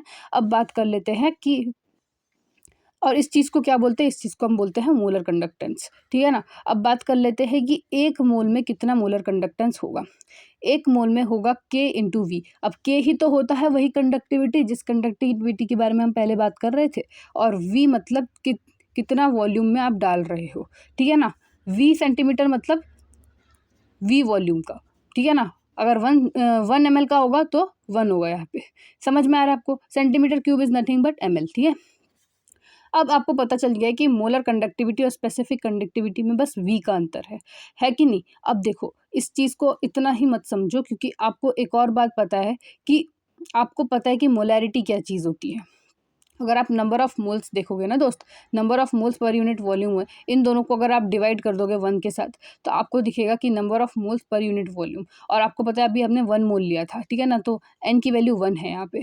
और आपको पता है कि n/v क्या होता है, मोलैरिटी होता है, ठीक है ना, मोलैरिटी। तो यहाँ पे अगर आप m के साथ इसको डिवाइड कर दोगे, k/m कर दोगे, तो वो क्या हो जाएगा, मोलर कंडक्टेंस। समझ में आया। तो कंडक्टेंस और कंडक्टिविटी में किसका फर्क दिख रहा है आपको, मोलैरिटी का फर्क दिख रहा है। That's why it is called as molar conductance, ठीक है। अब बात कर लेते हैं इक्विवेलेंट कंडक्टेंस के बारे में, ठीक है। इक्विवेलेंट कंडक्टेंस क्या होता है, वो एक इक्विवेलेंट इलेक्ट्रोलाइट का कंडक्टेंस होता है। फ़र्क क्या होता है दोनों में, सिर्फ एक फ़र्क होता है, सिर्फ एक। यहाँ पे सिर्फ एक फ़र्क होता है, molar conductance is nothing but equivalent conductance multiply by n factor. मतलब कि अगर आपको कोई भी पर्टिकुलर मॉलिक्यूल दिया, जैसे कि H2SO4, अब इसका इक्विवेलेंट कंडक्टेंस है मान लो 100, तो आपने 100 लिखा, आपसे पूछा गया मोलर कंडक्टेंस क्या है। आपको क्या करना है, 100 लिखने के बाद आपको उसका n फैक्टर निकालना है H2SO4 का, जो क्या है 2 है ना। अब इसी 2 को आपको क्या करना है, मल्टीप्लाई करना है इस इक्विवेलेंट कंडक्टेंस के साथ to get the molar conductance. समझ में आया।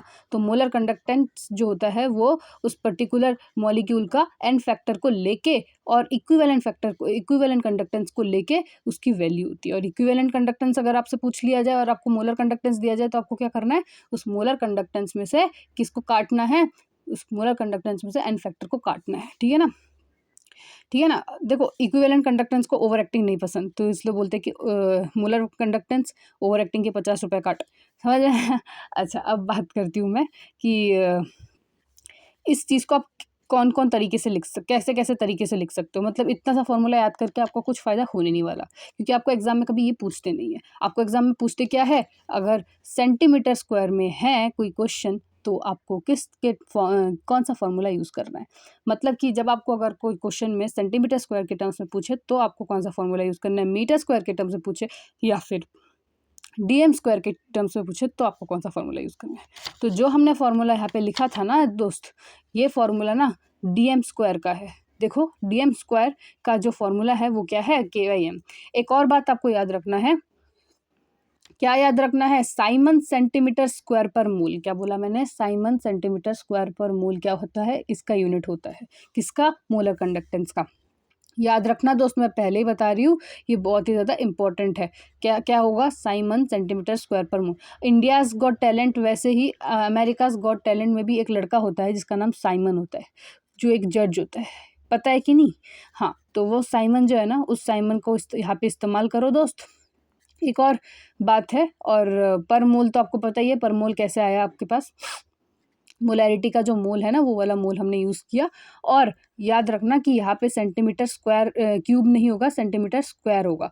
हाँ, मैं मानती हूँ यहाँ पे वॉल्यूम था, पर इसका जो K की जो वैल्यू होती है ना, वो होती है साइमन साइमन पर सेंटीमीटर, ठीक है ना, वो पर सेंटीमीटर और सेंटीमीटर क्यूब कट के सेंटीमीटर स्क्वायर बन चुका है। समझ में आया? तो अब बस आपको मैं बस ये बोल रही हूँ कि आपको फोकस करना है इसके यूनिट के नाम पे, कभी कभार आ सकता है इसलिए बोल रही हूँ। ऐसे में मैं आपको ये नहीं बोली कि कैसे डिराइव किया गया, वो सब छोड़ो। अब ये बताती हूँ कि अगर सेंटीमीटर स्क्वायर दिया हुआ है, यहाँ पे बस यही डिफरेंस है, 1 सेंटीमीटर स्क्वायर में, 1 मीटर स्क्वायर में, 1 डीएम स्क्वायर में। अगर सेंटीमीटर स्क्वायर दिया गया है तो आपको मल्टीप्लाई करना है 1000 के साथ। अगर आपको मीटर स्क्वायर दिया है तो आपको डिवाइड करना है 1000 के साथ। और अगर आपको डीएम स्क्वायर दिया हुआ है तो आपको किसी के साथ भी डिवाइड और मल्टीप्लाई नहीं करना है। समझ में आया? एक और बात आपको याद रखना कि आपको यहाँ पे सेंटीमीटर स्क्वायर दिया है, मतलब ट्रिक बता रही हूँ। अगर सेंटीमीटर स्क्वायर दिया गया, इसका मतलब क्या है, इसका वैल्यू छोटा है। जो छोटा वैल्यू होता है उसको हमेशा मल्टीप्लाई करना पड़ता है बड़े वैल्यू को पाने के लिए। समझ में आ रहा है आपको? इस तरह से आपको 1000 क्या करना है, मल्टीप्लाई करना है। ऐसे इस ट्रिक को याद रखना। और अगर मीटर स्क्वायर में दिया है तो आपको क्या करना है, 1000 को डिवाइड करना है, सो दैट आप डिवाइड, देखो बड़े बड़े वैल्यू को छोटे वैल्यू को तक पहुँचने के लिए आपको क्या करना पड़ता है, डिवाइड करना पड़ता है। तो वही चीज़ हम कर रहे हैं, सो दैट आपको ये चीज़ याद रहे। अच्छा, साइमन, ये साइमन नहीं है, ये सल्यूबिलिटी का एस है दोस्त। इस सल्यूबिलिटी का एस को आप मोल पर लीटर भी लिख सकते हो। और ये सल्यूबिलिटी कहाँ से आया वो मैं बाद में बताती हूँ। पहले ये समझ लो कि जो आपको अगर कभी कभार सल्यूबिलिटी के टर्म्स में भी क्वेश्चन को सॉल्व करने के लिए आ सकता है, तब आप क्या करोगे, इसलिए बोल रही हूँ, मोल पर लीटर होता है उसका वैल्यू, ठीक है ना। और इसको अगर ग्राम पर लीटर में अगर आपको कभी कन्वर्ट करने के लिए बोल दे, आप मुझे एक बात बताओ, अगर आप मोल पर लीटर को ग्राम पर लीटर में लेके आओगे तो कैसे लाओगे?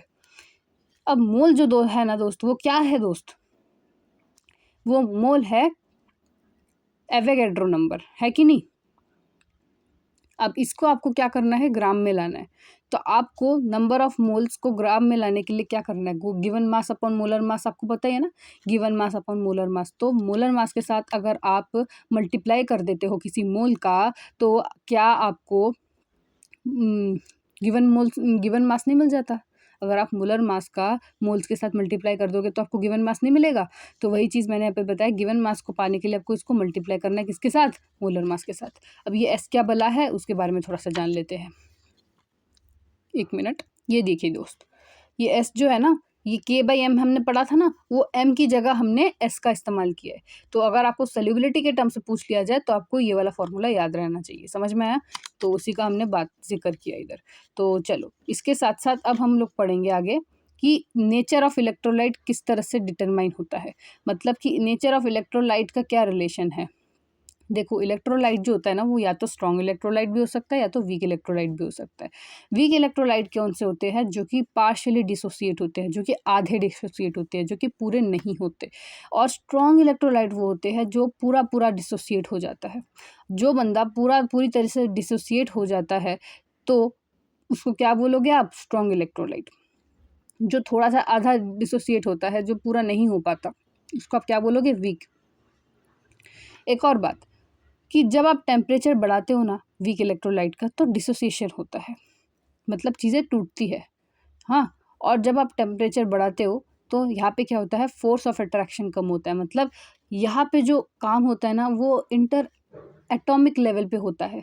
मतलब कि यहाँ पे जो होता है ना, यहाँ पे आप टेम्परेचर बढ़ाओ, बढ़ाते रहो बढ़ाते रहो बढ़ाते रहो, यहाँ पे क्या होगा, अंदर ही अंदर चीज़ें टूटने लगेंगी। मतलब अट्रैक्शन जो था ना एक मॉलिक्यूल के बीच में, वो चीज़ क्या होती रहेंगी, कम होती रहेंगी।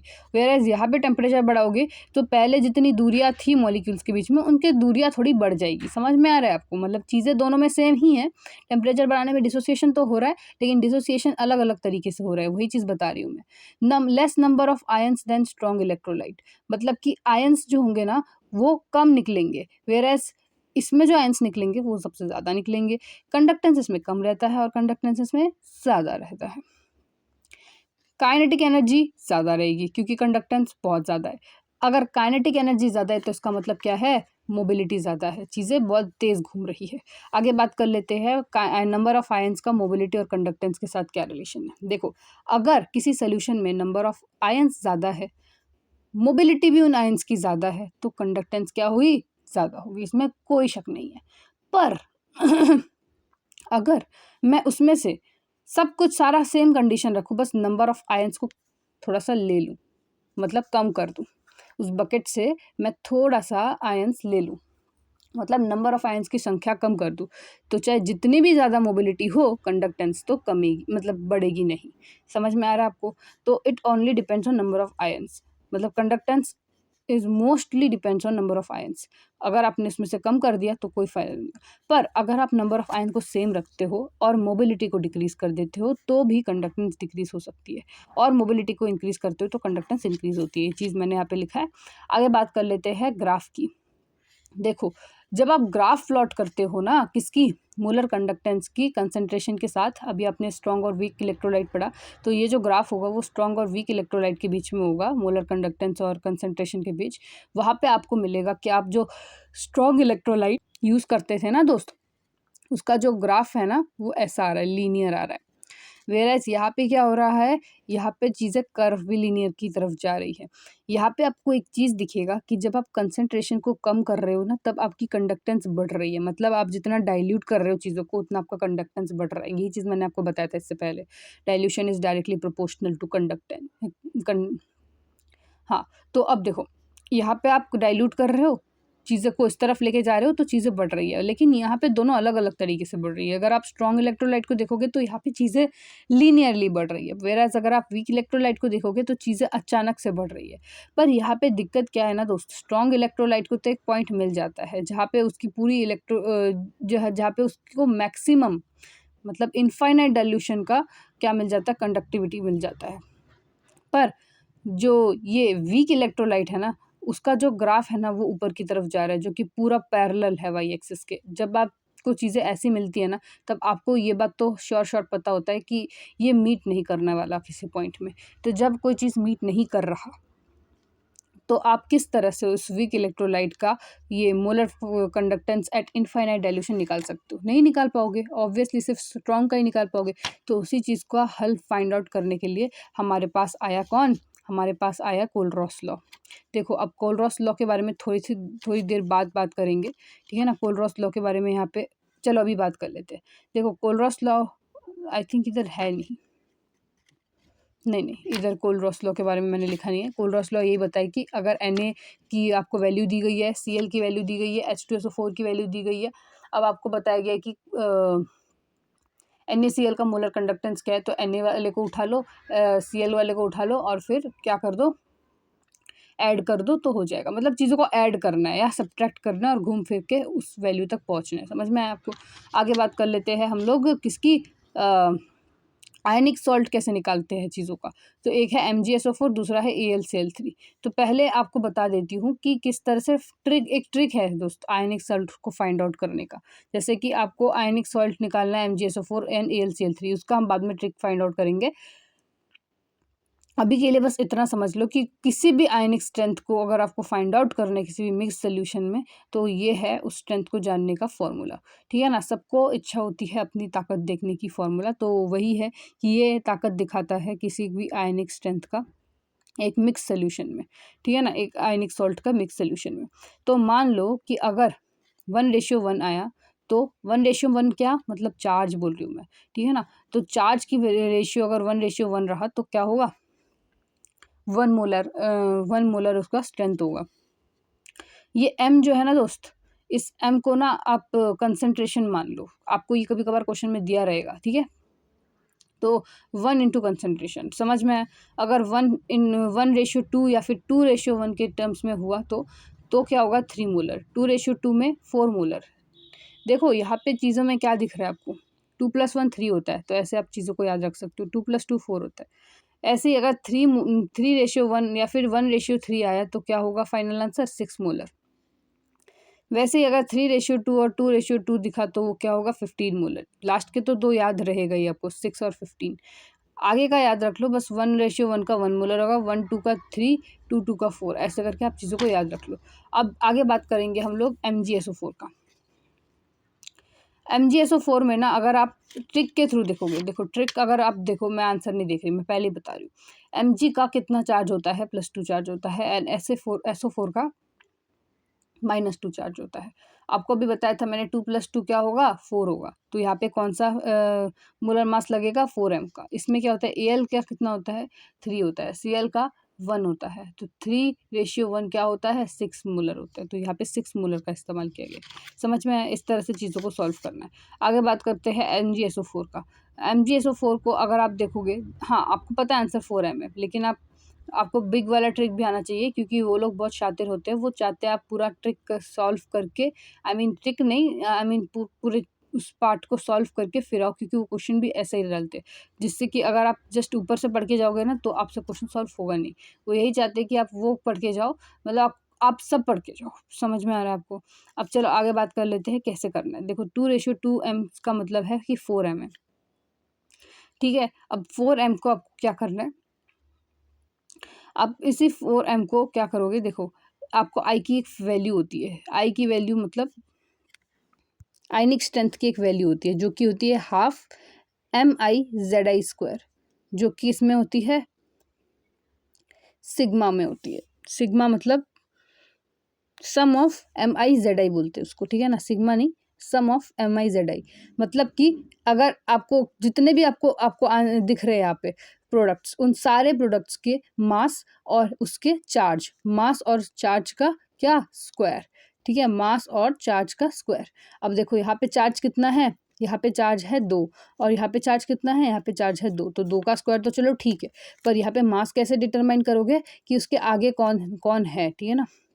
इसके आगे अगर 2 दिखे mg के आगे, तो उसका मतलब क्या है, 2 चार्ज है, 2m चार्ज है, 2m मास है, ठीक है। तो इस तरह से आप चीज़ों को याद कर सकते हो। जैसे कि फॉर एग्जांपल ये देखो, अगर 3 दिखे तो 3m है, 1 दिखे तो 1m है। समझ में आया? अब m इंटू 3 करना है, 3 इंटू 1 करना है। समझ में आया आपको कैसे करना है चीज़ों को? तो बस इस तरह से आपको क्या फाइंड आउट करना था, आयनिक सॉल्ट।